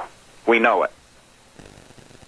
Oh, you know, the whole problem is, Kelly, I've had people tell me on this program, call in from various parts of the United States and say I'm foolish to think that you can go in and clean up the system. It would be too cost ineffective. And I maintain it would absolutely save money. Do you agree or disagree? It would save billions and billions of dollars. Billions, maybe even got borderline trillions. I think we are naive if we believe there's not great waste and great fraud inside of these federal entitlement programs. You know, I hesitated this morning to even bring this next subject up because, honestly, I just wish that these people would go away because I think they want special treatment. We'll take this call, and then I'll get into the next segment that I wanted to ask about. We're going to delay the weather forecast for a few minutes. We're on the air with Senator Kelly Anthon. God bless him on our legislative update. Caller, go ahead quickly. You're on the air. Yes, good morning, Zeb. There's one question that our senators seem to be avoiding. Why is it when I go down to my local market, we have people on welfare pulling out their car to use it, and they drive away in $50,000 vehicles? It's kind of a mystery how this is happening. You know, I'll have Kelly talk about that. He's a straight shooter. He always has been. And thank you for your call. And right now, Kelly, go ahead, please. Well, it just goes to the point we just made, sir, and I agree with you 100%. It's the way that we administer the program. Right. I mean, we have gotten away from understanding, in my opinion, what really qualifies as poverty-stricken and needing help. And when we've crossed over the line where people rely on a government benefit as part of their income so they don't have to work, we've wasted our time. And you do see that, and that's the kind of fraud that I'm talking about. But it's not just fraud; it's the actual way the program is set up to allow people to do that, to have pay $500 a month in cell phone bill and then not have any money for food. Yeah, it's about priorities, and it's a real stray from kind of the traditional values of the country. I mean, I remember as a kid my grandparents talking about welfare benefits, and they were not people of means. And they would have rather died, I think, than taken a handout from the government. It's just a different mindset. Absolutely. Kelly, I started just a moment ago, and I want to get into this because they were at the Capitol yesterday, and they were protesting and chanting while Governor Butch Otter was giving his State of the State address, and that's the add the words people. And let me say up front that I think it's absolutely abhorrent of these people, basically to want special treatments and special needs for just them and their organization. We already have many, many employment and other discrimination policies in effect that are absolutely fair to everybody, and I will never stand for the add the words up at the Capitol. What are your thoughts? I don't mean to put you on the spot, but you are the man on the program this morning. No, that's okay, Zeb. I think that the add the words legislation that in the past has been proposed, which has failed, is not something I would support. I think that what we've got to do is start really defining this this topic from our end. And the fact is that those people that are my constituents, and that includes myself, my family, and those who I care about, we are not people who want to see anyone, whether they're gay or lesbian or whoever, hurt, insulted, treated poorly. I'm not interested in that. But what is being perceived, and certainly what I think is being pushed in some corners through legislation, is this concept that there should be special treatment. Absolutely, that's what they're after, yes. So those are two different concepts. Yep. One of non-discrimination and one of special treatment. Absolutely. And the other is that the other side of the coin when we talk about this issue, of course, is that of religious freedom. And one thing I've realized, Zeb, as I've looked at this issue inside of myself is, I'm coming at it from a different perspective than perhaps these people. I'm coming at it from a biblical belief, a belief in marriage, a belief in family in a traditional way, and some of these things that I was raised with. And these folks aren't. So when we come to the State House, we have to understand those differences, but we also have to get to the real bottom line here, and that is there's a difference between non-discrimination and pushing special treatment. Let me ask you this. With the legislative session now underway, and you look across at your neighbors on the other side of the aisle, is there, at this session, a bigger divide of partisanship, or do you think there's a more harmonious outcome that can be achieved in this session? Now, Zeb, in the Idaho State Senate, we have gained, as Republicans, we've gained one more seat inside our body. That means, I believe at this point, we only have, I might get my numbers wrong, I want to say 6 or 7 Democrats out of the 35 of us. And so that's a net gain for us. And so, now that having been said, those in the minority party, the Democrats, they've been working with a majority like ours for a long time, and they've learned how to do that. I can tell you that I can think of the senators that are Democrats, and personally, I like them all. And I think they like me somewhat. And they know darn good and well that I don't agree with them with at least 50% of what their agenda might look like. And we find because of their personalities and the understanding that we have that we just are not going to agree on certain things, we find a way to get some really good things done working together. But the fact of the matter is that the Republicans have such a large majority that it's mostly a part of inside our caucus convincing each other what we ought to do rather than worrying about the Democrats. Kelly, I absolutely, every time you're on the air, and I'm not saying this just to make you feel better, it's the truth, you are a very straight shooter, and we are very blessed to have you as a state senator.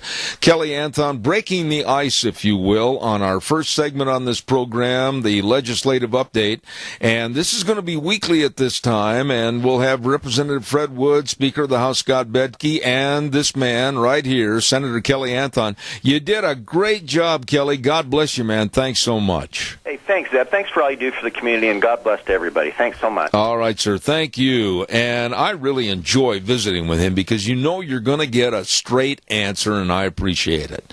Holy cow, I've got to get a weather forecast on here. Woo, I'm late. And the weather is being brought to you by Phillips, Oaks, Goodwin, Crane, and Company. They are the very best at providing accounting services to the Mini-Cash area, and they have for well over 50 years.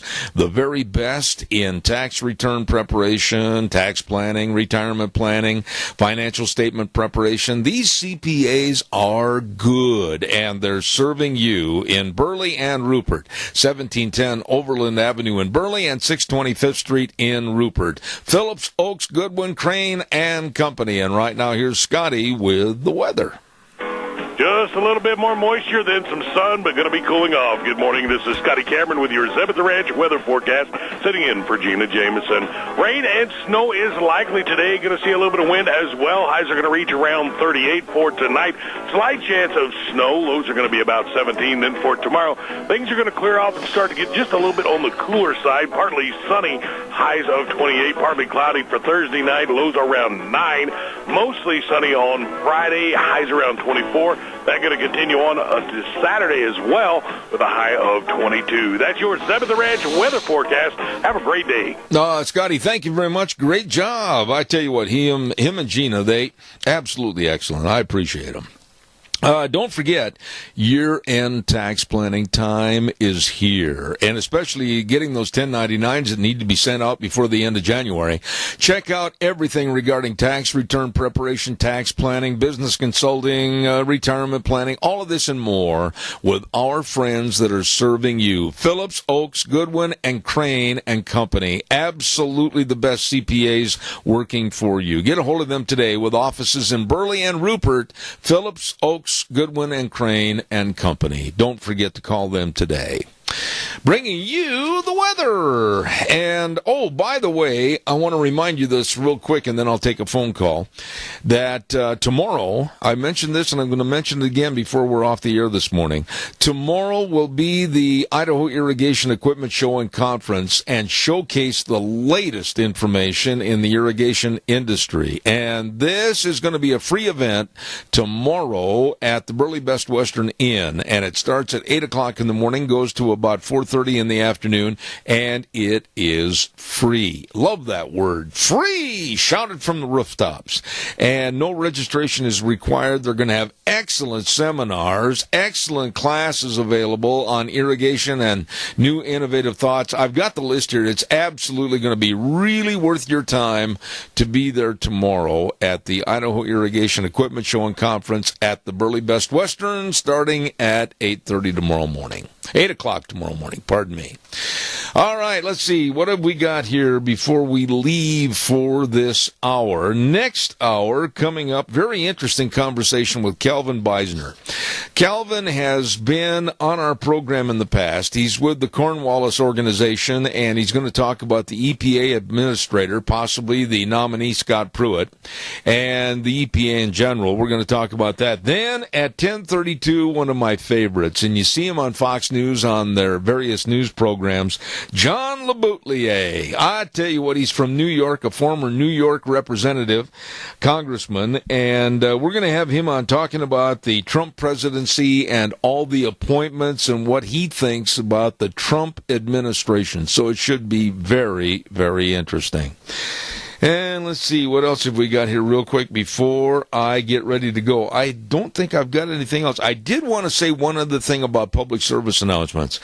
If you have an event coming up and you need it publicized, I'll do my very best to get it on my program. I do say that during the Christmas holidays, we were absolutely swamped with getting all the different commercials and everything on. So my apologies to anybody that didn't hear their public service announcement as much as they thought they should. But if you'll send me those, whether it's a church function or something to do with your 4-H club or your Boy Scouts, Girl Scouts, whatever, be sure and send it to me, and I'll try my very best to get it on the air for a reminder. Okay, send those to my email, zebattheranch@hotmail.com. Once again, I'll say that, zebattheranch@hotmail.com. Send those to me, and I'll get them on the air. Right now, we're going to send it back over to my itty-bitty buddy, ready to send you to CBS News, and that's Wheels. And then we'll be back at 10:06. Hope you're having a great day. Smile. Make the world a better place. We'll be back in about 7 minutes.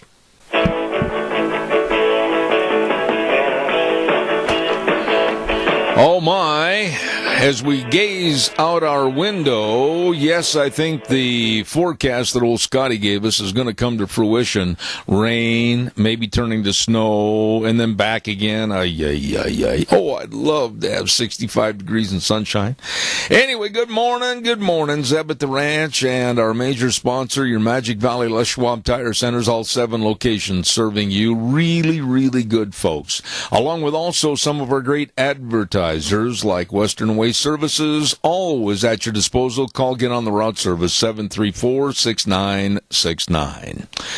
You know what? Right now, we are going to go right to the phone line, and I remember this gentleman I had on the program 2-3 months ago and did a wonderful job, and I'm going to say with the Cornwall Alliance, I'd like to say a good morning to Mr. Calvin Beisner. Good morning, sir. How are you?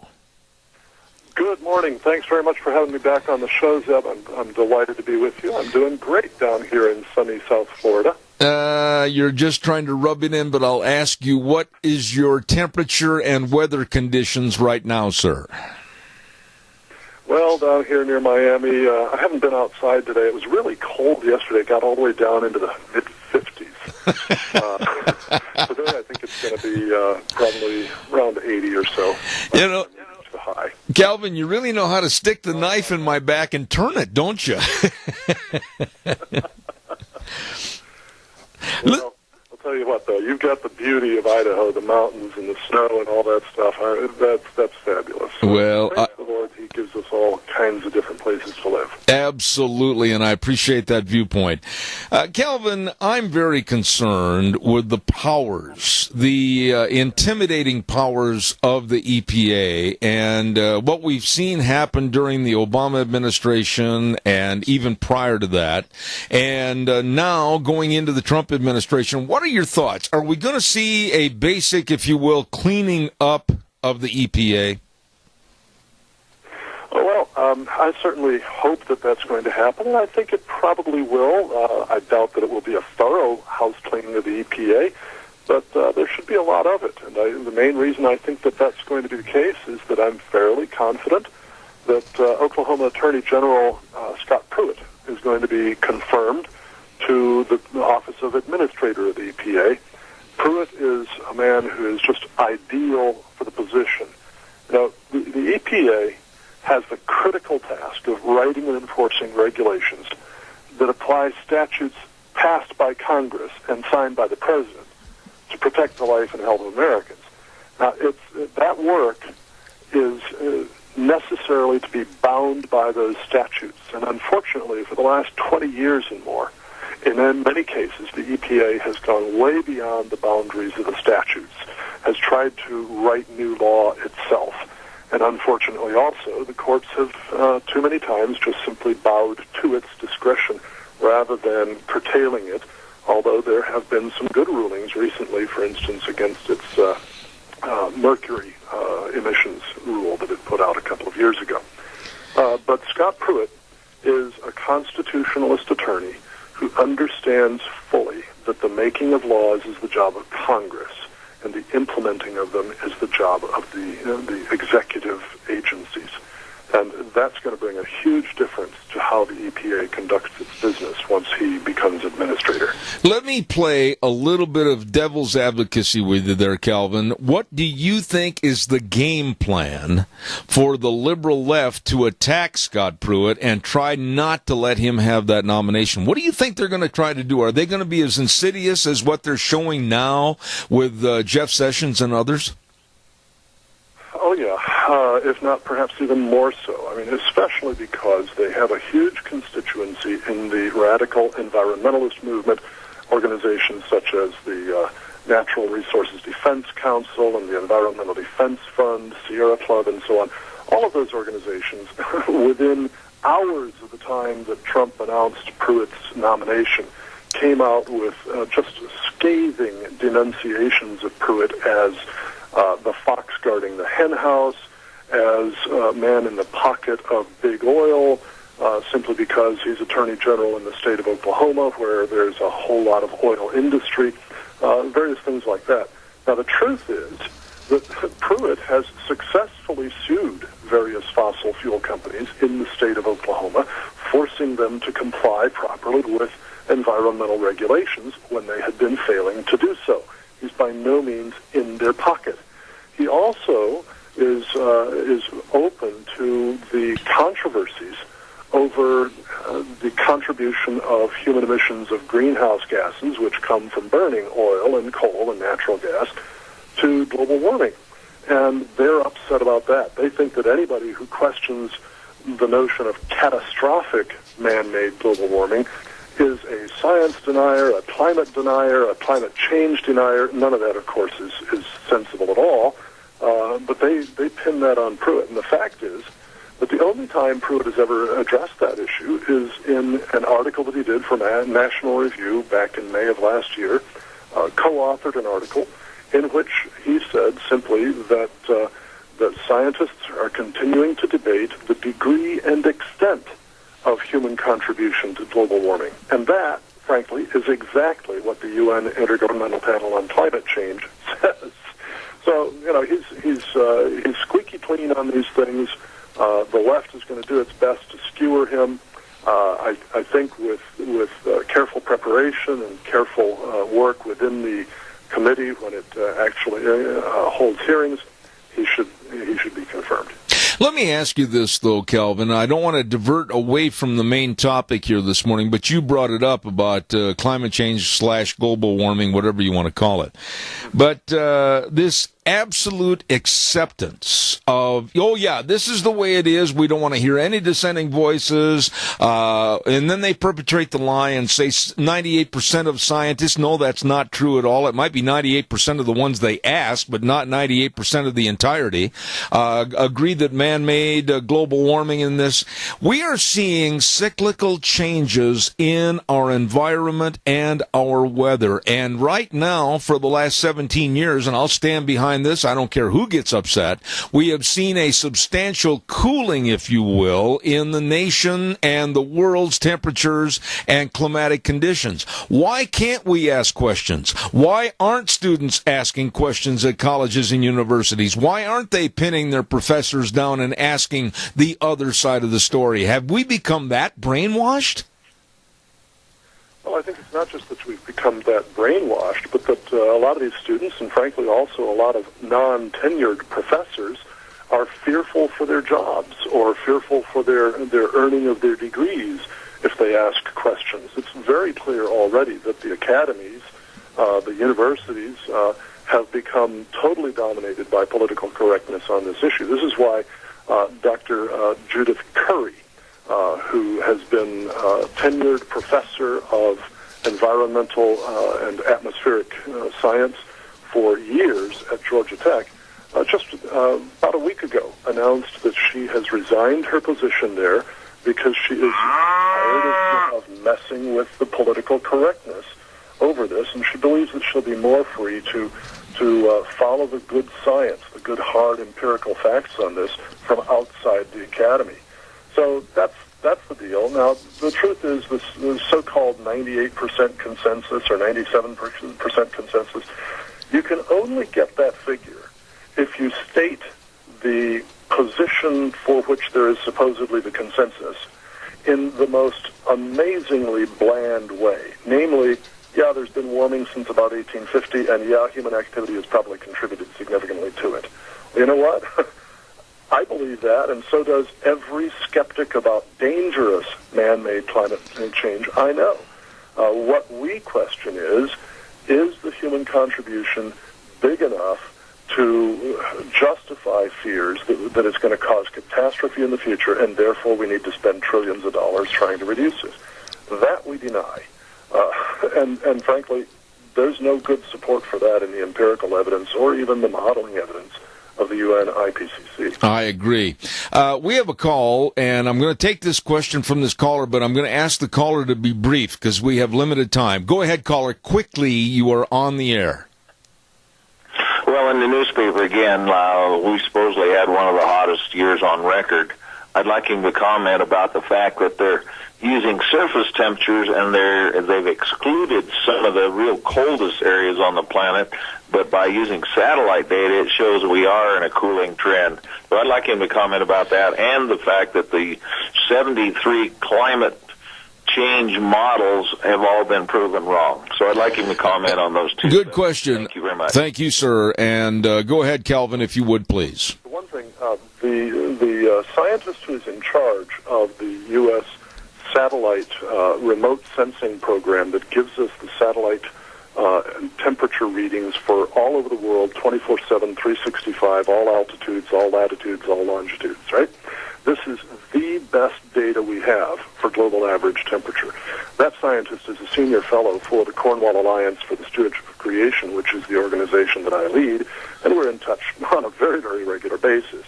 Now, those data, the satellite data, show that 2016 and 1998 differ in global average temperature by 0.02 degree Celsius. That is statistically insignificant. It is far smaller than the margin of error in measurement. So we really don't know which of those 2 years is the warmer. Further, the difference among the 15 most warm years of the recent period is barely greater than the margin of error. So there's no way that you can see that there's any major warming trend going on from that. The models, and there's not just 73, but there are 117 what are called CMIP-5 models. Those models, on average, predict 2 to 3 times as much warming as actually observed. None of them predicted the complete absence of warming over the last roughly 19 years. And 95% of them predict more warming than actually observed, which means that their errors are not random, but driven by some sort of bias written right into the models. So in other words, the models are invalidated. They therefore provide no rational basis for any predictions about future temperature and no rational basis for any policy to take in response to that. That's the empirical science. That's the way good science works. And you find out how much CO2 warms the atmosphere not by counting votes, that's politics, but by doing the good empirical science. Very well stated. However, let me say this, Calvin, and I'm just a simple old cowboy out here in Idaho, but what do they want? What do these people want, these greenies, these absolute naysayers about climate change and we're all doomed, etc.? What do they want? Do they want a certain temperature level? Do they want to play God? What do they want? Because warmer climates on the whole, I'm not saying in all instances, but warmer climates on the whole would be more beneficial and healthier for mankind than what they want to adjust it to. Am I wrong? No, you're not wrong at all. In fact, the empirical evidence, the historical evidence, tells us that the warmer periods have been best for all life on Earth, including human life. One major study a couple of years ago showed that cold snaps kill 17 times as many people per day as do heat waves. So as cold snaps become less common with global warming, we should see an improvement in human life expectancy related to that. The models, the whole theory of man-made global warming through greenhouse gases suggests that the warming will happen primarily toward the poles, that is in the colder parts of the Earth, not around the equator and the tropical areas that are warmer. It'll happen primarily in the winter, not in the summer, and primarily at night, not in the daytime. In other words, low temps will rise, high temps will hardly change at all. That's good. That's all to the benefit. And furthermore, the added CO2 in the atmosphere makes plants grow better, which makes more food available for everything that eats plants or eats something that eats plants. And that means good news for the world's poor as food prices come down. So what do these people want? Well, it can't be something in terms of the health of human beings, because all the best evidence says greater health comes with greater warmth. Instead, it's clear that theirs is a political agenda. They're committed to the notion of global government, and global warming is a problem, if it's a problem at all, that can only be addressed successfully at a global level, which requires governmental power all around the world. And then finally, most of these folks are committed environmentalists who see human beings as basically consumers and polluters, using up the Earth's resources and poisoning the planet while we're at it. So they think there should be far fewer of us. They think that population should be curtailed. And this is one way to try to do that, because if we have abundant, affordable, reliable energy, the world can sustain a huge population. If we don't have abundant, affordable, reliable energy, the world can only sustain a much smaller population. So they're after global government, and they're after a smaller population, basically because they hate God. And human beings are God's image, and so they attack God by attacking his image. I agree totally. Now, let me say this and tie it into your last statement, Calvin. I found it to be very reprehensible And I was mad when I heard this, that the Democrats and the environmentalists in general, the liberal left, were trying to bring in, and I will say, worse than ill-informed religious leaders, I will say non-informed religious leaders, to try to preach global warming and climate change from the pulpit. I find that absolutely fighting words, because I don't think these religious leaders really understand the topic. Am I wrong? No, I think you're dead right.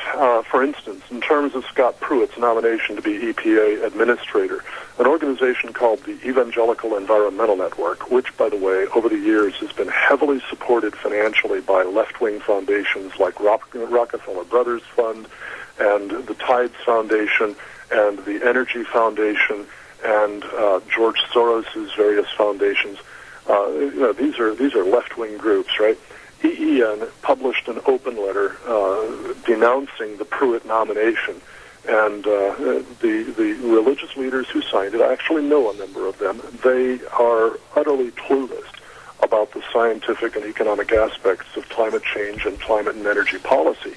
So we at the Cornwall Alliance did our own open letter supporting the Pruitt nomination. People can read that at cornwallalliance.org.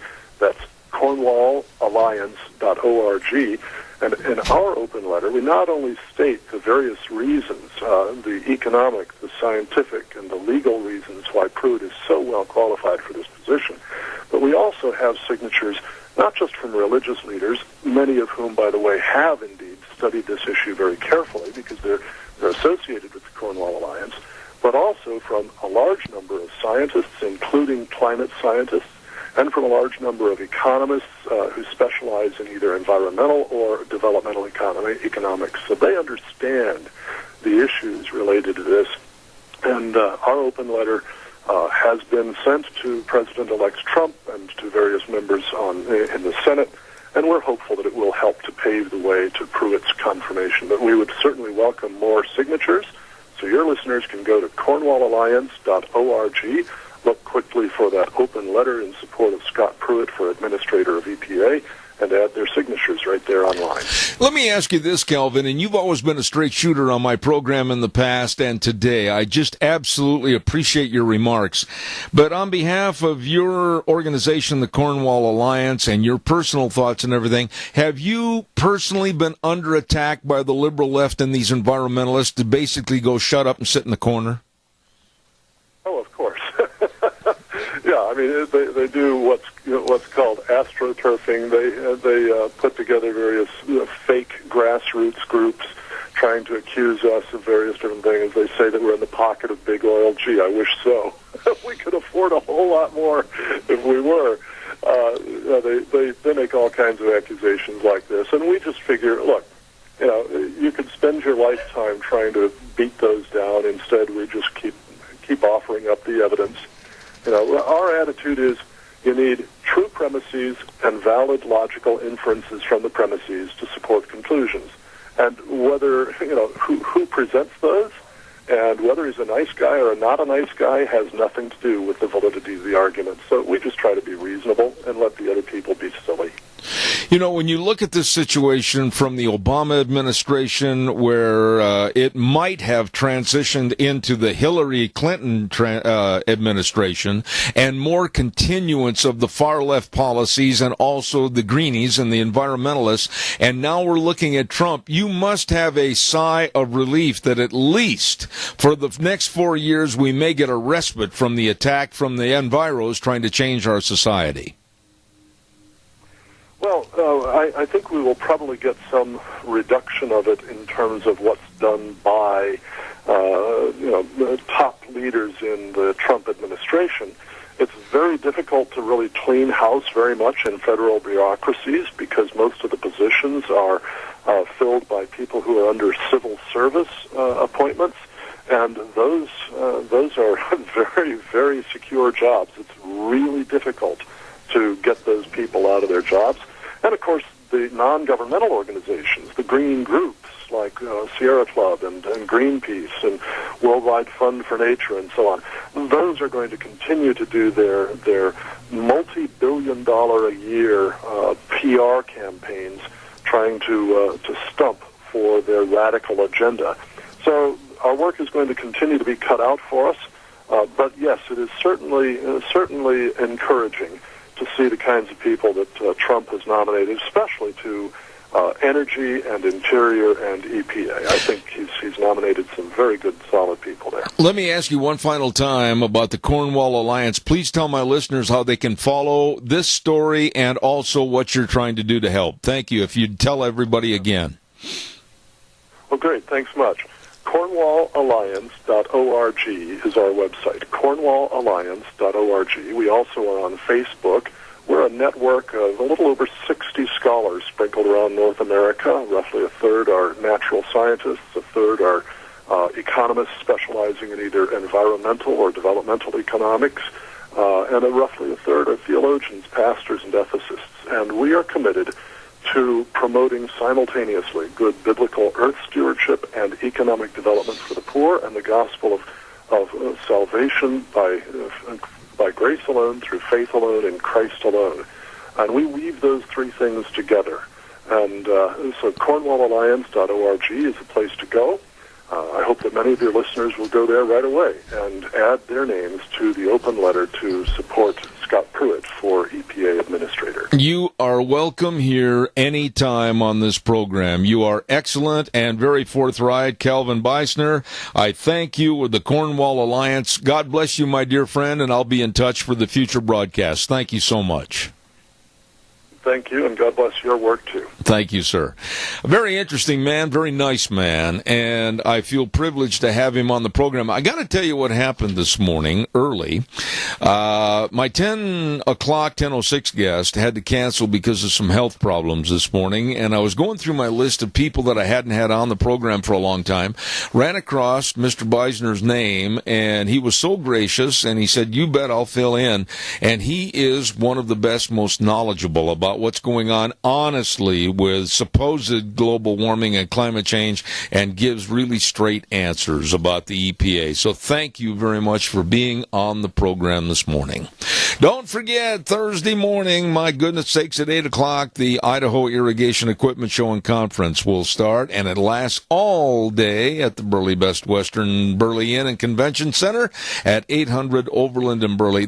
It's a free event. Free event. Come on, farmers, jump in the pick-em-up truck, get there. No registration is required, and this is going to be quite an irrigation show. Seminars, the latest in what's going on in irrigation. You don't want to miss this. Absolutely. It's going to start at 8 o'clock on Thursday morning, tomorrow, and go till about 4:30 at the Best Western Burley Inn, Idaho Irrigation Equipment Show and Conference.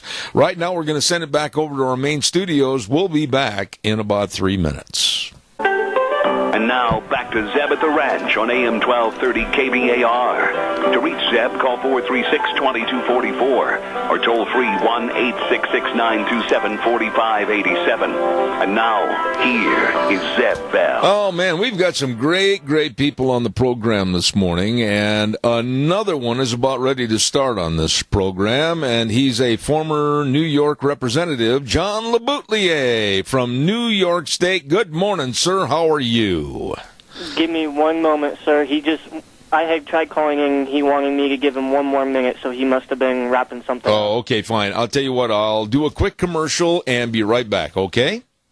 All right, don't forget the Lee's Furniture, Floors, and More Inventory Crunch. My goodness, a clearance sale where you can save up to 75% store-wide. I mean, my goodness, savings on your mattresses, your carpet, and your flooring, and your furniture, your bunk beds, your accent chairs, your recliners. I mean, you better get in there today. They're sacrificing all these clearance items at drastically reduced prices. 12 months, interest-free financing available at Lee's Furniture, Floors, and More. Really good people serving you at 459 Overland and Burley. You stop in and see them today. This great big inventory crunch going on right now at Lee's Furniture, Floors, and More. Right now, let's go back to the phone lines and see if we have our friend that's been on the program many times in the past, and I value his political insight, and he's a TV host and a great contributor to politics, John LeBoutelier. Good morning, sir. How are you? Zeb, Good morning, man. How are you? I am fantastic. Before we get underway politically, I've got to say that my Green Bay Packers really trimmed the wings on your New York Giants. I just thought I'd throw that in. I know, they did. I thought we were going to win that game. I'm a huge Giant fan. I do love the Pack, too. I love Aaron Rodgers. No bad blood, but the Giants, if they, in these playoff games, you can tell right away. They had a third down catch dropped on the first drive, the Giants did. Right. And that set the tenor for the whole day. Absolutely. They make that first down and to go down and score a touchdown instead of a field goal, which they did later. Could be a different game, but you can't miss any opportunity to score. Absolutely, John, I appreciate it. I just had to give you a little salt in the wound there, but my Packers are coming back from a 4-6 start in league play. Now they've won the last 6 games in a row, looking pretty tough going into the playoffs. And believe me, sorry about it, I have a bad flu and my throat's gone, but I am so into this Sunday afternoon game against Cowboys. Absolutely. All the way to the Packers. Absolutely. John, let's get right to the subject matter at hand. And by the way, I'm sorry you're not feeling well, but President Trump, I mean, I never thought about 6 months ago I'd be saying this. President-elect Donald Trump, I've got to say, even with a unique behavior and personality, this man, in my opinion, has put together one of the finest administrative group of people that I've seen in a long time. Do you concur or disagree? Well, I think if the cabinet looks first class, good people with good experience, I don't think we have any problem with them. I think the problem we have is Trump's own behavior. Whether he can behave like a president, calm down with all the rhetoric, don't get mad at Meryl Streep when she gets critical of him. True. Being president is being above petty stuff.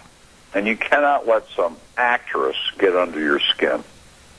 And he's got to learn how to do that. So far, he hasn't learned how to do it. But that's the one weakness he's got. Not the cabinet, not the White House staff. It's his own thin skin and erratic behavior. He ought to stop tweeting, stop reacting to criticism, rise above it, and be a big man and be a president. Why haven't the people in charge, whether it's Reince Priebus, whether it's Kellyanne Conway or whomever, John, in your opinion, why, if they're hired for those particular jobs of informing and keeping Trump informed, why aren't they coming across in a manner of saying, hey, Donald, back off, you're making yourself out to be less than what the situation calls for? I don't think he listens to him. I don't think he listens to anybody. I think he does what he thinks is best. He'll throw it at you. I know better than you do. No one thought I was going to win. I was right. You were wrong. Blah, blah, blah, blah, blah. And I think the staff in cases like that becomes, yes men and yes women. And he doesn't listen to people. He's notorious for it. He listens to you if you're on television, but he doesn't listen if you're sitting across the desk from him.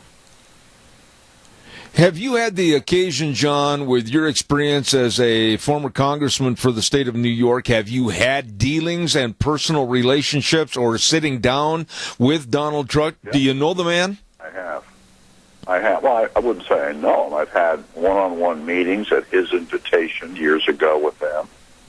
And I interviewed him 4 years ago for Newsmax TV, which is somewhere on the Internet. So I've been around him a couple times here and there, and I can't say I know the guy in a sense that I'm friendly with him or anything. He's perfectly civil and everything, but he's a little different, though. I never really connected that well with him. Let me ask you this question, and we've heard this complaint by the liberal left for the last couple of weeks. Oh, well, he's appointing billionaires to the cabinet, etc. They're this, they're that. You know something, John? I'm not a wealthy man, but I know that through hard work and perseverance, you can always better your position and be successful. And by appointing successful people to the cabinet, that is going to breed success for our country. That's my feeling. What's yours? Well, that and the beauty of having some billionaires in the cabinet running these departments, and very rich guys, even if they're not worth $1 billion, they're not in it for the money, Zeb. They're in it to do a good job. They've already made their money. They're not here thinking about themselves. They've already made it. So, I mean, that to me is always the best thing. Many of our presidents that have been really popular among the working man, okay, Teddy Roosevelt, Franklin Roosevelt, John Kennedy, were rich guys. And the reason they were popular was the little guy said, that President Kennedy, he's not here to rip me off. He's already got money. He's here to help me. And I think that is the appeal among some voters with Donald Trump. He's loaded. He's not doing it to make money, hopefully. I don't think he is. He's got plenty of money. So he's doing it to do a good job for the country. When you look at the situation with all the negative from the left, I mean, they're throwing hard balls at him every day, trying to have one hit him. And the deal with Russia always comes up. There's always a different twist and turn with Russia's involvement, the hacking, Putin, etc. Will Russia, in general, be the fly in Trump's milk? What do you think is going to be the major problem there? I think that he's made a big mistake trying to be tight with Putin. Putin's a badass guy. He's a bad actor on the world stage. It makes no sense to me that a Republican nominee and now a Republican president-elect even wants to be pals with Vladimir Putin. And I do think this is the fly in his milk. If he's not careful now, he did at the press conference today admit that he thinks Putin probably did hack and try to influence the election. Now, they've had to drag Trump into that position, but he said it today. He should cool it with this whole relationship with Putin. I'm not saying you don't try to talk to Putin. But what really, Zeb, what can Putin and Russia do for us? Not much. No. There's not much that they deal with that we want to deal with. They're in a different situation than we are. Well, and I think he is overrating the possible benefits of being friendly with Vladimir Putin. Well, where does Tillerson and others play into this possible love affair with Russia and Putin? I mean, what fears do you have about those people? I don't have any fears about those guys. My only fear is that Trump believes, and we've had other presidents that have done the same thing. All right, George W. Bush starts out his presidency, right, and meets with Putin, and then says, "I looked into his eyes and I saw his soul." Remember that? Yep. It's ridiculous. He's a KGB agent. He doesn't have a soul. Then Hillary, as Secretary of State for Obama, says we'll have a reset button. We're going to start all over again, resetting our relations with Russia. They tried. That's two presidents. Now here's the third one, who's coming in trying to have a friendly, new, working relationship with the Russian government, and it ain't going to work because what the Russians are up to is partially reassembling the Soviet Union by reacquiring territory, like they took Crimea. Right. They want to take Ukraine. They've talked about invading Estonia and then maybe Lithuania and Latvia. There's a reacquiring of the territory to their west between Western Europe and Russia, which the Russians call the near abroad. It used to be part of the Soviet Union. When the Soviet Union broke apart 25 years ago, that land went independent. And some of them have joined NATO. And this sends Putin up a wall. He wants to get NATO the hell out of there. He wants to get these countries back into an alliance with Russia. And that is what I worry about. Absolutely. That they're suckering Trump into allowing this to happen. I've only got a couple of minutes left, John, and I want to ask you about the outgoing President Obama. I listened as much as I could last night to his farewell speech, the I did this, I did that, the glory-seeking, etc. I have been openly very antagonistic against Obama for the last 8 years. I don't like the man, I don't like the ideology, but I don't think he's going to go away. I think he's going to be a major problem for the Trump administration. Am I wrong?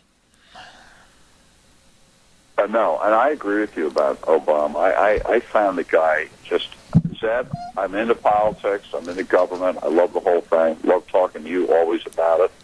I can't even listen to him. I can't look at it anymore. It's so full of baloney, so full of himself, you know. It's always me, I. Like the speech last night, Obama, was not thank you, America. It was thank you for making me a better person. Yes. It's always me yes. about him. Yes. I mean, he's the definition of narcissism. I absolutely agree with you. John, one final thought here this morning, and that is in the left in general. I am absolutely amazed that they won't quit. They will not accept the fact they lost the election. The Electoral College has been with us for over 235 years. They won't accept the fact that Trump is going to be the next president. They're going to absolutely try to unhinge everything. When are these people going to get the memo, and how serious is the left for disrupting us in this country and creating a bigger divide? Yeah, well, it is a worrisome thing. You know, they didn't accept 2000, didn't consider, and I have to say that this is a disease on both ends of the political spectrum. The left didn't accept George W. Bush over Al Gore, and then when 9/11 happened, that sort of overcame that. Then in 2008, when the Obama-Biden ticket won, there was a movement on the far right not to accept that by saying he wasn't born in America. And so they try to delegitimize the election. Now the left is back doing it here to Trump. But I think that's not going to work. I mean, people know he won. He won by 36 electoral votes, which is not bad. And what he's got to do, really, to overcome all this, Trump, just be a good president. Have a good start. Have a good first year.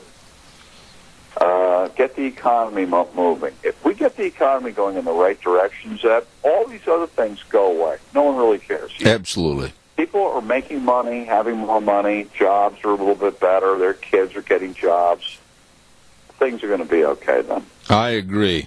John, I want to wish you and extend to you the best. I hope you feel better, get over that flu bug. A lot of people are coming down sick with the difference in weather patterns, and I hope you're better. Thank you, Zeb. Great to hear from you again. Wonderful.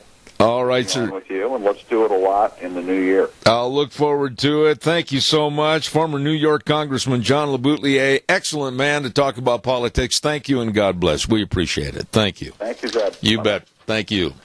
I try to get the very best on this program, and John is one of those people, one of the very best, and he's on Fox News, has a program on Sundays, and just a very straightforward, straight shooter when it comes to politics in general. Thank you, John LeBoutelier from New York. He is the man. Oh, my, I got to get a weather forecast in here. I can tell you one thing about it. It looks ugly outside. The winds are blowing and the clouds are low hanging. My goodness. The weather brought to you this hour by Scarrows Meats. 331 North Road, Jerome. The number to call, 324-7657. They are changing the way we eat, one delicious bite at a time. You know, I said this yesterday, and I got a call from one of my friends, and they said, hey, you were talking about oven-ready, marinated prime rib. Let's get one. And I said, you know what? Let's do it. Let's have a weekend, and we'll pick a day, and we'll just all get together and have that prime rib. Oh, it's delicious. All their meats over at Scarrows Meats are delicious. You just give them a call today and find out more, or stop over there. Scarrows Meats in Jerome, 324-7657. Right now, here's Scotty with the weather. Just a little bit more moisture, then some sun, but going to be cooling off. Good morning. This is Scotty Cameron with your Zeb at the Ranch weather forecast, sitting in for Gina Jameson. Rain and snow is likely today. Going to see a little bit of wind as well. Highs are going to reach around 38 for tonight. Slight chance of snow. Lows are going to be about 17. Then for tomorrow, things are going to clear off and start to get just a little bit on the cooler side. Partly sunny. Highs of 28. Partly cloudy for Thursday night. Lows are around 9. Mostly sunny on Friday. Highs around 24. That's going to continue on to Saturday as well with a high of 22. That's your 7th Ranch weather forecast. Have a great day. No, Scotty, thank you. Good job on that weather, too. He and Gina really put together all the comprehensive information, and it's brought to you this hour by Scarro's Meats, 331 North Road, Jerome. The number to call them, Don Scarrow and the rest of the crew, 324-7657. They are changing the way we eat, one delicious bite at a time. How about some phone calls? Come on, just rear back, pick up that phone, and give me a call at 436-2244, 1-866-927-4587. We have had a whirlwind morning. I mean, we've had some excellent guests on here, Dave Bigo and Kelly Anthon and Calvin Beisner and John LeBoutelier. I'm tired. I'd love to just talk to you and see what your thoughts are about what we've had on this morning, what's in the news, and give us your opinion. 436-2244. Come on, give me a call. I don't know if you heard about this, the jury decision, but I say good. Dylan Roof, the absolutely evil young man that walked into a church and killed those people just for the sake of killing, was found guilty, and I certainly hope that the death penalty will be in effect for this man. The death penalty, I think, is absolutely needed in any society to root out the evil and get rid of it. And all I can say for this young man, for the heartache and the misery and the complete loss that these families suffered, I hope that when he sits in that particular chair or lies on that particular bed in the final seconds of his life, he will really see his eternal fate. You know, that is one of the most despicable people that I've ever followed in the news.